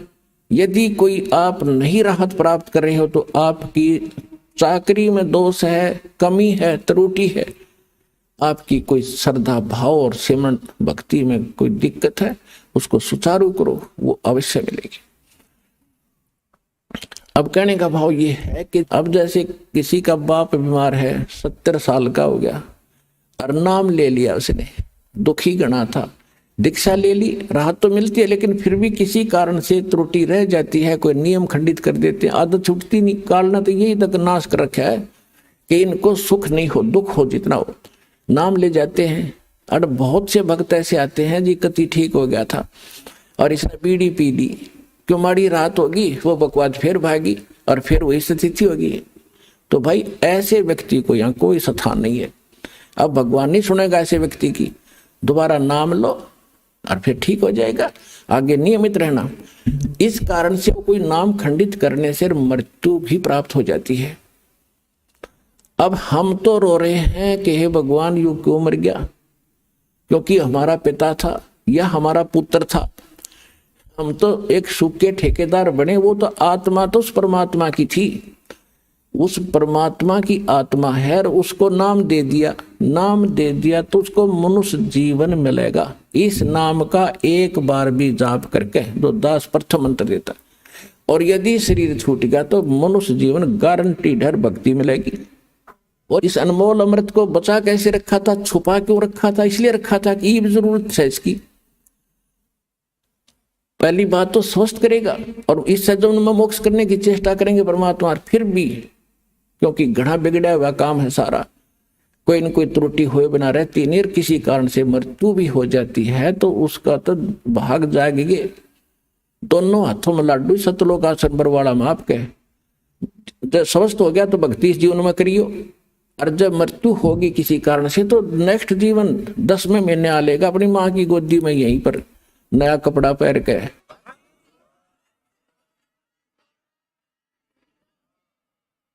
ये तो असंख्यों शरीर डाली है हमारे, ये तो एक कपड़ा बदलना है। और पुण्यात्माओं, जब आपको ज्ञान होगा ना इस बात का, जैसे आपका धोती कुर्ता पजामा फट गया और आपके बक्स में, आपकी टैची में अरका चादर है नया, तो क्या करोगे, न फेंकोगे बाहर, अरका चा काट के तुरंत पहनोगे। तो ये जो शरीर है ये तो एक कपड़ा है, अगर ये खराब हो गया तो इस मंत्र से मोक्ष से पहले भी अगर खराब हो जाता है तो नया तैयार रखे आपका टैची में, पैर के तुरंत आ लोगे यहीं पर और पार हो जाओगे। इसको ज्ञान समझना, ये कोई डूम बाट के गीत नहीं, कोई रागनी बनानी है गिरागनी नहीं, ये कोई फिल्मी लोगों की बनाई हुई दंत कथा स्टोरी नहीं, ये परमात्मा का दिया अध्यात्म ज्ञान है और इसको 100% सत्य है और आप इसको सत्य मानना। तो जो प्रसंग चल रहा था हम उसी पर आते हैं। इस काल ने ठेका ले रखा है, ये भी हम इसके हो गए और हैं हम सभी आत्मा परमात्मा की। तो उसने ये प्रार्थना की थी कि मेरा पुत्र जाएगा विष्णु रामचंद्र रूप में, और वहां पुल की जरूरत पड़ेगी जब रावण सीता ने ठावेगा, आप दया करियो। परमात्मा बोले कोई बात ना, क्योंकि परमात्मा ने पता था को यू ना कहे तो भी मैंने जाना पड़ा, क्योंकि बच्चा तो मेरा ही है। कहीं भी कोई दुख आत्मा है तो दाता रो तो वही रहा आपके लिए। कबीर साहब कहते हैं मैं रो तू सृष्टि को, और ये सृष्टि रोए मोहे, और गरीबदास इस वियोग को समझ नहीं सकता कोई, क्योंकि गरीबदास जी को भी परमात्मा सतलोक लेकर गए थे, फिर वापस छोड़ा था। तो उनको समझा रहे हैं कि मैं इनको रो रहा हूं गरीबदास, कि तुम मेरे बच्चे हो, मेरी भक्ति करो, तुम्हें यहां भी सुख दूंगा और सतलोक ले चलूंगा जहां तुम सदा सुखी रहोगे, मृत्यु नहीं होगी तुम्हारी। और ये मुझे खोद रहे हैं भगवान है संकट मोचन, संकट मोचन है। बता हनुमान जी ने संकट मोचन मान्या करते हम होते। ये भगत क्या था बोला, वो तो उसके पास तो कोई विभाग भी ना था, उसने पूजा करते ये ब्रह्मा विष्णु महेश, चलो एक ही विभाग के मंत्री तो हैं। तो हनुमान तो एक भगत था, और भगत की एक भगत भक्ति करे, उससे कुछ मांग गए, एक कलरक से और दूसरा कलरक को याचना करे कि मैंने तू मुझे तो वो बना दे प्रेसिडेंट। वो कैसे बना देगा? तो कहने का भाव ये है कि हम भक्ति गलत कर रहे थे, तो परमात्मा ने को मालूम था कि ये दुखी होंगे तो या तो दुख तो मुझे ही होगा। तो परमात्मा कहा करते कि मैं हूं वो संकट मोचन और सारा सुख देने वाला, पर हम उसको मान नहीं पाए क्योंकि हमने उसके पहचान नहीं थी, चिन्ह नहीं थे हमारे पास, उसको पहचानने का कोई पैमाना नहीं था। अब दास ने पहले आपको पैमाना दिया कि जिन ग्रंथों को आप सच मानते हो उनमें भगवान की डेफिनेशन यह बता रखी, और ये किस पर खरी होती है? ये उस पर खरी होती है जो काशी में धानक रूप में रहा करता कबीर जुलाहा, वो सर्वशक्तिमान है, सारी सृष्टि का रचनहार है, वो आपका और हमारा पिता है, वो हमें मोक्ष देगा, सुख देगा।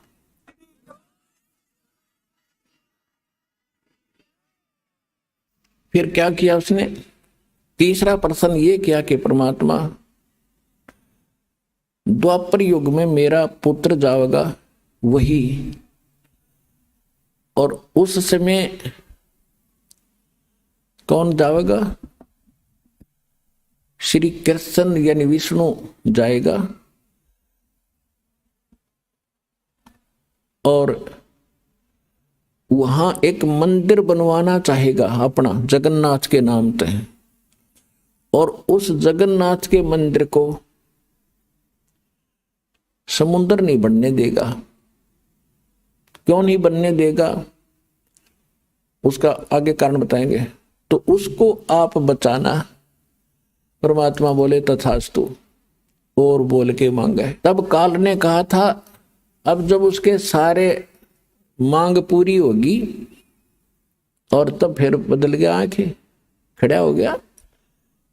अक्षमा भगवान ने कर दिया था कि ठीक है, तो अक्षमा कर दिया, वह शक्ति उस पर असर कर नहीं रही थी, वो खड़ा हो गया। खड़ा होकर न्यू कहता जाओ जोग जीत संसारा, न्यू बोला चौथे युग में ऐसा कर दूंगा इन प्राणियों को, ये भक्ति योग नहीं छोड़ूंगा, और ना जाने कितने इनके विभाग कर दूंगा, अलग अलग मजहब धर्म बना दूंगा, अपने दूत भेज के इनको गलत ज्ञान से रंगवा दूंगा। और एक और प्रार्थना की थी कि पहले मेरे अंश जावें, पहले मेरे दूत जा, मेरे प्रचारक जावें, और पीछे अपना बेसिक भेज दियो। अब वो सियाना बना था कि इनका पहले चला जा, सारी ये बात बता दे, मेरे वाले की कोई सुने हो नहीं। परमात्मा ने पता था कि ये इतने भले ना है, मेरे वाले की जल्दी से मान लेंगे तो कहा था ठीक है पहले तेरे चले जाएंगे, खूब या भी तेरे को छूट दे दी। फिर ने बोला जाओ जोग जीत संसारा, जीव न माने कहा तुम्हारा। क्या कहा कि अब मैं क्या करूंगा, अपने दूतों के माध्यम से अपने संत भेज कर और सबको उल्टा पाठ पढ़वा दूंगा, गलत ज्ञान प्रचार करवाऊंगा, देवल मंदिर तीर्थ पत्थर पुजवान में इन्हें दृढ़ कर दूंगा। और ये जब तुम्हारा आएगा पीछे से कोई हंस, तो परमात्मा ने कहा था कि चौथा युग जब कलयुग आवे तब हम अपना अंश पठावें, तब मैं अपना एक अंश अपना दास भेजूंगा। तब काल ने कहा था कि बेशक भेज देना, उस समय तेरे उस दास की, तेरे भेजे हुए संदेश वाहक की कोई नहीं सुनेगा और मेरे वकील बनेंगे। इतना अज्ञान से ठोक दूंगा उनको कि मेरी ओर होकर के तेरे साथ वाद विवाद करेंगे वो, और एक नहीं मानेगा। अरबे से काजी कलयुग कहा था कि जाओ जोग जीत संसारा, जीव न माने कहा तुम्हारा, जीव तुम्हारा कहा न माने, हमारी ओढ़ हो, हमारी ओढ़ होकर बाद बखाने, यानी वाद विवाद करेंगे तुम्हारे साथ। तो परमात्मा ने कहा था कि आप अपना काम करियो, अरे हम अपना करेंगे। परमात्मा को पता था। धर्मदास जी ने कहा कि दाता हे भगवान, आपने इतनी छूट क्यों दे दी उसको? लाला जी थे ये धर्मदास जी, माइंड घना यूज करा उसने। हे परमात्मा, अरे 3 युग क्यों दे दिया, इसे ये तो नाश कर दिया इसने मारा है, इसको कृपा पड़ेगी भगवान है। परमात्मा बोले भाई बात सुन, यदि तुम मान जाते मेरी बात, मैं तो सतयुग से पीछा पड़ रहा हूं तुम्हारे। सतयुग में भी आता हूं, ज्ञान सुनाता हूं, भक्ति थोड़ी बहुत प्रवेश करता हूं, तुम सुनते ही नहीं, क्योंकि उस समय तुम सभी सुखी होते हो। और जैसे सतयुग त्रेता द्वापर में ये अच्छी आत्माओं के जन्म होते हैं, फिर धीरे धीरे उनकी पुण्य खत्म होते चले जाते हैं। अपन आत्मा जो अध्यात्म ज्ञान इतना है कि इसको समझाने में भी बहुत समय लगता है। समझने में तो बहुत टाइम लगेगा, क्योंकि आप तो पहली बार सुन रहे हो। जो पुराने भक्त हैं वो तो शीघ्र समझ जाते हैं, उनके लिए भी एक बहुत इंटरेस्टिंग और नया नया ज्ञान भी और भी होता है साथ में। तो इसमें जो बहुत से प्रकरण होते हैं कि जैसे अब ये तीसरा युग, अब ये है कलयुग की पिछली पीढ़ी, अब इसमें ये सब मंत्र सार्वजनिक कर दिए और सब पार होंगे जो नियम में रहेंगे। तो ये भगवान का वचन है, पूरा विश्व पार होगा। और लास्ट में जब भक्ति मतलब कुछ रह जाएंगे नहीं पार हुए, तो वो भी लाखों करोड़ों की संख्या, अरबों की संख्या होगी जो नाम ले लेंगे, मोक्ष नहीं कर पाओगे, क्योंकि उनमें ऐसा परिवर्तन हो जाता है, कुछ करनी में फर्क पड़ जाता है। तो उनको उनके पास ये भक्ति धन तो जो का तू होगा, लेकिन पार ना हुए तो ये काल पकड़ेगा, इन्हें ऊपर ले जाएगा, ब्रह्मलोक में रखेगा या पूंजी समेत वो वहां रखेगा। तो जब वहां समाप्त हो जाएंगे, उसके पुण्य खत्म होंगे, फिर पृथ्वी पर पटकेगा उनको सतयुग में। अब मेन पुण्य तो वहां खत्म कर दिए, फिर भी बहुत से पुण्य उनके होते हैं जो मनुष्य शरीर में ही मिलते हैं। एवरेज में एक रेशो है, उतनी रेशो के पुण्य वहां देने ही पड़ते हैं। तो सतयुग में यही प्राणी जो आज इस ज्ञान से भक्ति युक्त होकर के रह जाएंगे, भक्ति धन युक्त होकर रह जाएंगे, वो फिर महास्वर्ग में होंगे। वही फिर पुनर्जन्म होगा, सतयुग में शुरू होंगे। वे आप कोई आज के नहीं हो। कहते हैं जो जन मेरी शरण है ताका हूं मैं दास, और गेल गेल लाग्या फिरूं जब तक धरती आकाश। आपके पीछे भटक रहा भगवान, पर आपने काल की भांग पी रखी है यहाँ की, और यह छूटती नहीं। कबीर ये माया अटपटी सब गट आन अड़ी, किस किस न समझाऊं या को है भांग पड़ी। परमात्मा आपके लिए भटक रहे हैं। अब क्या कहते हैं कि सतयुग में इनका जन्म होता है, और ये भक्ति सब ये काल की करते हैं, ये ज्ञान यहाँ दे ही रखा है, तो सभी भक्ति भी करते हैं और सुख भी हो रहे, क्योंकि सुख तो हो रहे थे उनके प्रारब्ध के पुण्यों के कारण, और वो मान बैठे थे कि हम जो भक्ति कर रहे हैं इससे ये चमत्कार हो रहे हैं। फिर वही आत्मा त्रेता में आ गई।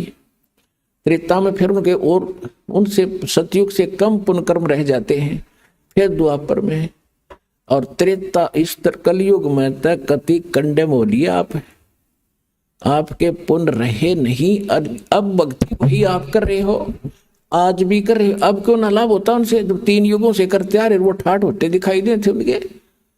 क्योंकि आप वो आपके प्रारब्ध के पुण्य ही फल रहे थे, इस भक्ति से आपको कोई लाभ नहीं हो रहा था। अगर वही भक्ति आज कर रहे हो, रामकृष्ण वही है, आप भी वही हो, और वो गीता और वेद है 5000 वर्ष से, तो ये है गीता तो।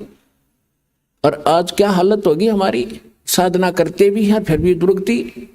तो परमात्मा को पता था कि धर्मदास ये सतयुग त्रेता द्वापर में इनकी करीब इनके पास होगी, और ये मेरी ना सुने कति, और मेरी ये जब सुनेंगे जब ये भक्ति भी करते होंगे नकली संतों से, और वहां लाभ होना ही नहीं इनको, और इनकी बिरान माटी हो लेगी ना जब ये मेरी मानेंगे या हो लेन देख वे इनकी। तो आज वह बिरान माटी हम की हो चुकी है, और अब हम भगवान पहचानेंगे। और जब ये मेरे पास आवेंगे और मेरे दास के पास आएंगे और आशीर्वाद पाएंगे या भक्ति करेंगे, इनको फिर उबार लूंगा और पार कर दूंगा। तो इसलिए ये समय मालिक ने नो सिलेक्ट कराया था।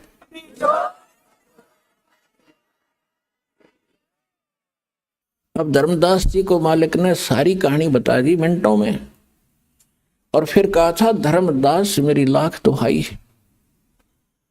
ये मूल ज्ञान जो मैंने तेरे को बता दिया, और ये मूल मंत्र, ये सार शब्द ये कहीं बाहर ना जाए, ये सार शब्द बाहर जो पढ़ी, ये मूल ज्ञान। दो जगह दो वाणी बोल रखे हैं, एक तो ये मूल ज्ञान ये है जो दास आपको समझा रहा, आज तक ना को कबीरपंथी जानता इसको, और बाकी अगर मतलब है कि इस ज्ञान के आसपास भी आ जा।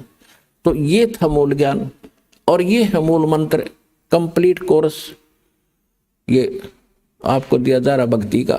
तो इसके विषय में कहा था धर्मदास मेरी लाख दुहाई, और ये मूल ज्ञान कई बार न जाए। मूल ज्ञान बाहर जो पढ़ी या बिचली पीढ़ी हंसली तरी, ये वो बिचली पीढ़ी का समय है जो आज आपको सुअवसर प्राप्त है। और आप कोई छोटी आत्मा नहीं हो, क्योंकि आपको तो पता ही नहीं बच्चे हो, इस दास को इसका जानकार बनाया है। आप असंख्य युगों से मालिक के चरणों में लगे आ रहे हो, भक्ति करते आ रहे हो, लेकिन फिसल जाते हो, यहीं पर पार हो गए होते हो तो यहाँ क्या धक्के खाते हम। तो आपके साथ वो उसी समय से पीछे पड़ा हुआ है सतयुग त्रेता द्वापर में, और ईब आ गया वो कलयुग। जब परमात्मा आए थे सन 1398 से और सन 1518 तक, संवत 1455 से और संवत 1575 तक परमात्मा इस धरातल पर एक लीला करने आते हैं। वो उसी तरह लीला करते हुए रहे और यो ज्ञान भी दिया। तो वो थी प्रथम चरण कलयुग निर्याणा, तब मगर मांडो मैदाना। कलयुग का प्रथम चरण वो होगा जब मैं मगर से सशरीर एक लीला करूंगा, मगर में एक लीला करूंगा, वो तो प्रथम चरण। और अब ये पिछली पीढ़ी और लास्ट की जो पीढ़ी होगी कलयुग की, वो तो कृतघ्नी हो जाएंगे, मांसाहारी होंगे, कोई नेम धर्म रहेगा नहीं। लास्ट की तो बहुत बुरी स्थिति बता रखी है सुख संवेद में, बहुत बुरा हाल हो जाएगा। तो अब ये है प्राइम टाइम मोक्ष कराने का और सतलोक जाने का, परमात्मा पाने का। और इस समय में आपको मानव शरीर और सतलोक आश्रम बरवाला जिला हिसार में आपका आना हो गया। पुणात्माओं, आज चाहे कोई ज्ञान से आ गया और चाहे कोई दुखी होकर आ गया यहाँ पर, जो आज कोई संकट निवारण के लिए आया है, तो वो संकट आपके लिए वरदान सिद्ध हो गया, और इससे आपका संकट भी दूर होगा और आपकी मुक्ति भी होगी। ये गिर पड़े रहे शरण में।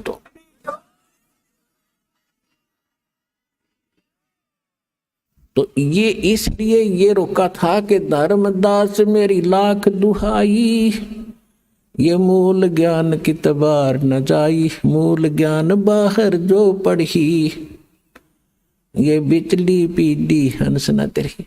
ऐसे ही परमात्मा मिले थे आदरणीय मुल्कदास जी को, आदरणीय दादू साहब जी को, आदरणीय नानक साहिब जी को, आदरणीय गरीबदास गांव छुरानी जिला जज्जर हरियाणा वाले को, आदरणीय गीसा दास साहिब जी गांव खेखड़ा जिला बागपत और उत्तर प्रदेश वाले को, आदरणीय स्वामी रामानंद जी काशी वाले को, और इन सब को प्रतिज्ञा कसम दिवा दी थी कि भाई अभी इस नाम को और इस ज्ञान को लिख दो चौपाई। अब चौपाइयों में क्यों लिखा?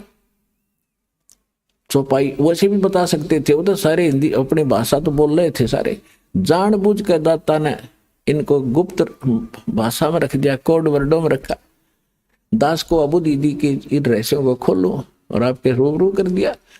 तो इनसे सबसे कह दिया था कि अभी इसको सार्वजनिक ना करो और तुम उनको सतलोक लेकर गए जहां परमात्मा स्वयं रहते हैं, जहां हम रहा करते थे, जहां जाने के बाद फिर कभी लौटकर संसार में नहीं आते।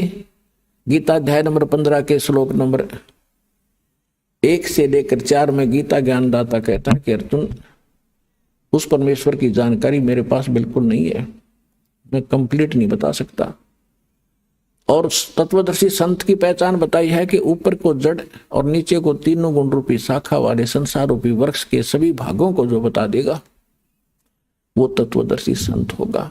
ये पहचान प्रथम पहचान है उसकी कि वो तत्वदर्शी संत होगा जो संसार रूपी उल्टे लटके हुए वृक्ष के सभी विभाग बता देगा। उसके बाद फिर कहते हो उस तत्वदर्शी संत की प्राप्ति के उपरांत परमेश्वर के उस परम पद की खोज करनी चाहिए, जहां जाने के बाद साधक फिर लौटकर कभी संसार में नहीं आते और केवल उसकी भक्ति करो जिसने संसार रूपी वृक्ष की रचना की है, सारे ब्रह्मांडों की रचना की है, सारे संसार की रचना की। तो वो गीता ज्ञान दाता से अन्य है कोई रचनहार भी, और वो जिसकी पूजा करनी चाहिए।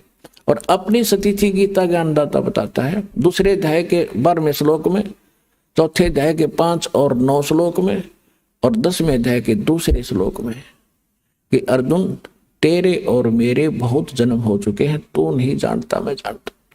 तो जिसकी जो आपस जन्म मृत्यु में है उसकी पूछ के पुजारी भी वही सतीथि होगी।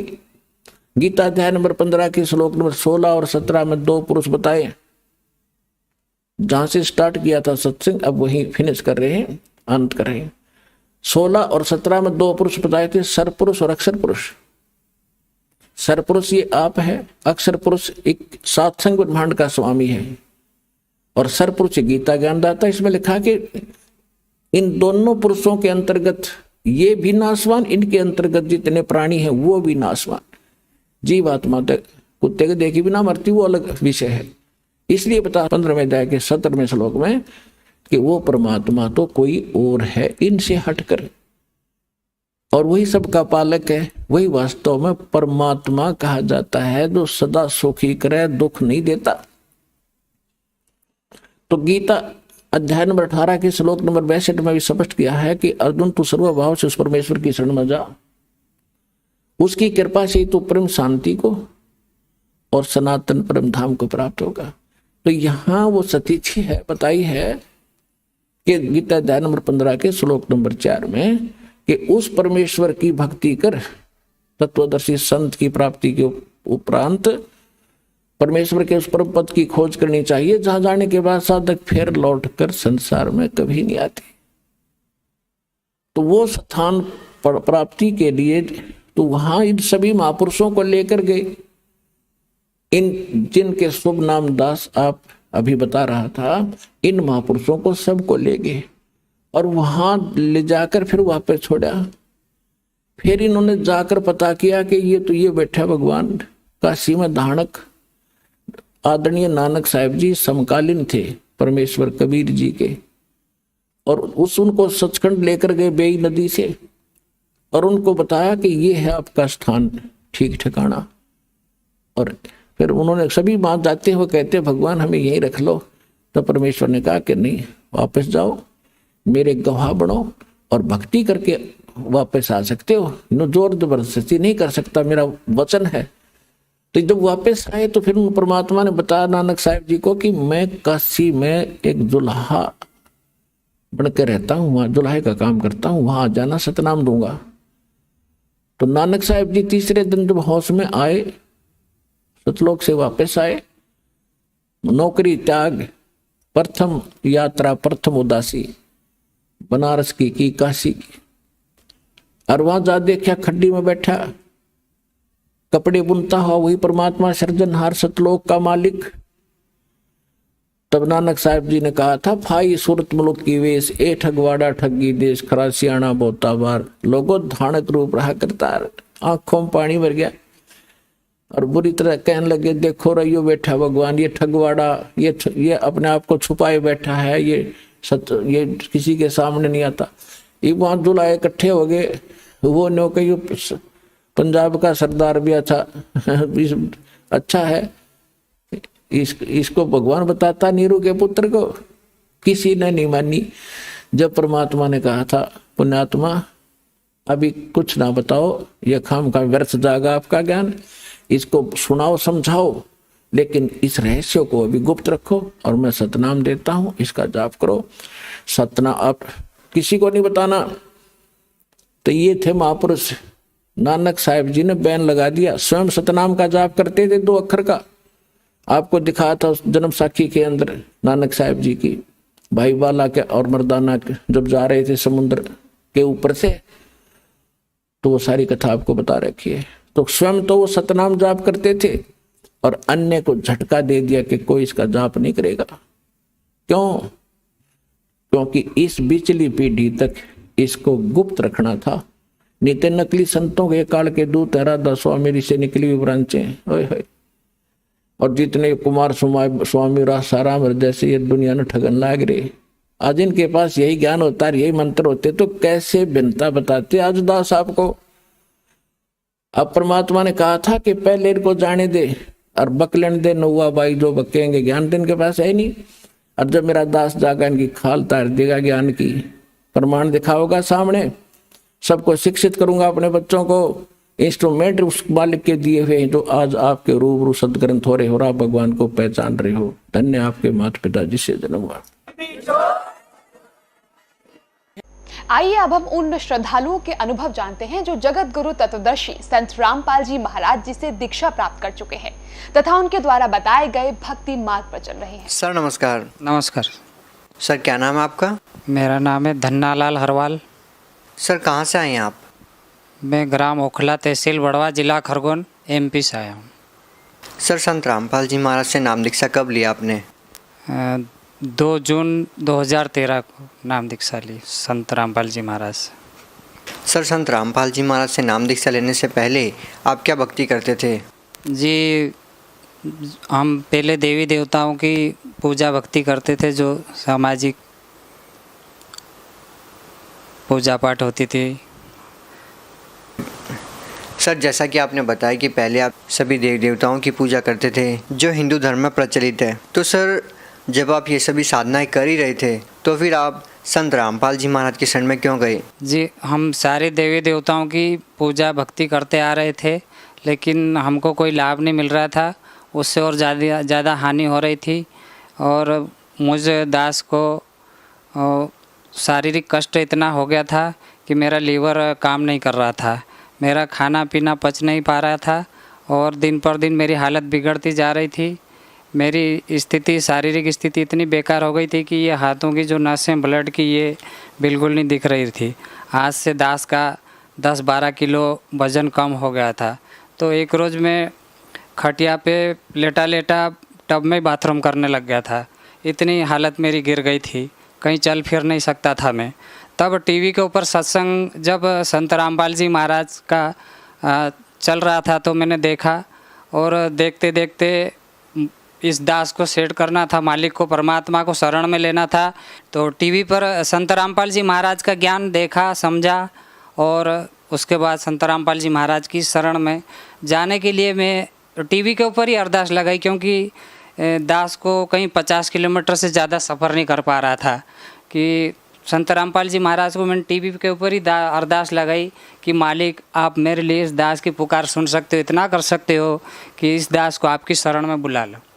तो मालिक ने मुझे आराम दिया। संत रामपाल जी महाराज ने मुझ दास के ऊपर कृपा करी।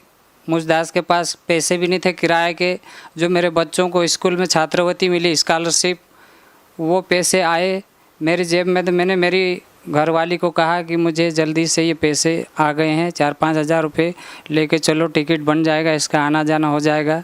बाकी अभी मैं दवाई गोली का और इलाज करवाऊंगा। 2-2.5 साल हो गए मुझे, कोई आराम तो मिला, और 5,000 में क्या सुधर सकता हूँ मैं। 1-1.5 लाख रुपए लग गए मुझे। अब तो मुझे वहीं ले चलो। तो मालिक की शरण में इस तरह से गया और मालिक ने मुझे नाम दीक्षा दी। सर जब आपने संत रामपाल जी महाराज से नाम दीक्षा ली तो सर जो आपको बीमारी थी, तो क्या संत रामपाल जी महाराज के शरण में जाने के बाद क्या उसमें आपको राहत मिली? क्या आपकी वो बीमारी ठीक हुई? हाँ जी, मैंने बहुत सारे डॉक्टरों को दिखाया था, उनकी दवाई गोली ले रहा था, और फिर झाड़ फूँक वालों को भी बताया था, और सारा कुछ सब कुछ कर रहा था कि वहाँ जाओ तो वहाँ ठीक हो जाएगा, वहाँ जाओ तो वहाँ ठीक हो जाएगा। सारे इलाज ले चुका था। मुझे बीमारी थी, मेरा पेट के अंदर जो लीवर में छाले इन्फेक्शन हो गया था, और मुझे खाना नहीं पच पा रहा था। मेरा सब कुछ बंद था, दूध बंद था, चाय बंद था, और मिर्च मसाला तेल तली चीज़ें बंद थी, घी का जो भी खाना बंद था। मैं जूस और फल फ्रूट के ऊपर निर्भर था। आपने किस डॉक्टर को दिखाया? मैंने बड़वा में हमारे डॉक्टर हैं, एक टैगोर डॉक्टर करके, उनको दिखाया मैंने। और उसके बाद में मैंने एक इंदौर में सलील भार्गव डॉक्टर करके, उनको दिखाया मैंने। उसके बाद मैंने एक प्रवीण कपूर को दिखाया मैंने। MY हॉस्पिटल सरकारी अस्पताल में भी दिखाया मैंने। सभी 3-4-5 डॉक्टरों का इलाज लिया था, लेकिन ठीक नहीं हो पाया हूँ। वैसे कमज़ोरी तो मुझे 2-3 साल पहले से थी, लेकिन मैं 1-1.5 साल से तो इतना मतलब भयंकर रोगग्रस्त हुआ कि बस मेरा टिकट ही कटने वाला था।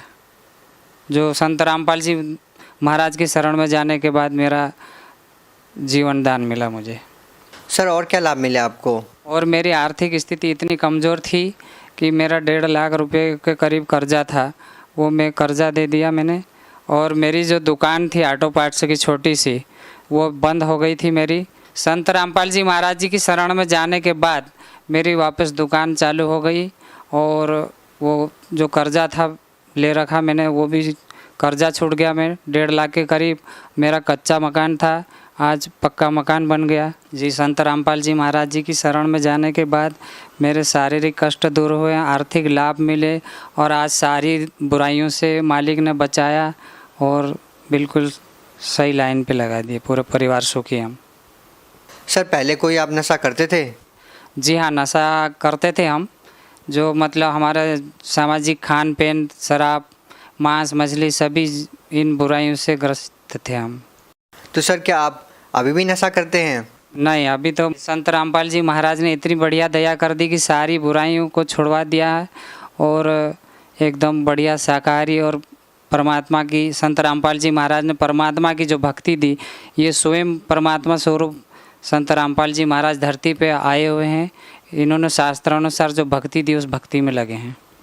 सर जैसा कि आपने बताया कि पहले आप नशा करते थे और चाहकर भी नहीं छोड़ पा रहे थे, जब आपने संत रामपाल जी महाराज से नाम दीक्षा ली तो आपने तुरंत नशा छोड़ दिया। और क्या सर जो लोग अभी भी नशा करते हैं और वो भी संत रामपाल जी महाराज से नाम दीक्षा लेते हैं, तो क्या उनका भी नशा छूट जाएगा? जी बिल्कुल, संत रामपाल जी महाराज जी के शरण में आने के बाद बिल्कुल नशा छूट जाता है। हमने उसके पहले बहुत कोशिश करी थी हमने नशा छुड़वाने की, इन चीज़ों से बचने के लिए, लेकिन ये नहीं हो पाया। यहाँ तो बिल्कुल नामुमकिन है। संत रामपाल जी महाराज जी की शरण के अलावा ये नशा बुराइयाँ छूट नहीं सकती, जो हमने देखा है और आज अपनाया है। सर आप भगत समाज को क्या संदेश देना चाहते हैं? भगत समाज को दास एक प्रार्थना करना चाहेगा कि वो टीवी के ऊपर जो सत्संग आता है वो सत्संग देखें, समझें, और जो ज्ञान गंगा पुस्तक है, गीता तेरा ज्ञान अमृत है, और जीने की राह एक पुस्तक है, वो पढ़ें और सारा कुछ समझ करके संत रामपाल जी महाराज जी की शरण में आएँ, नाम दीक्षा लें और अपना कल्याण करवाएं। बहुत बहुत धन्यवाद आपका। सत्संग।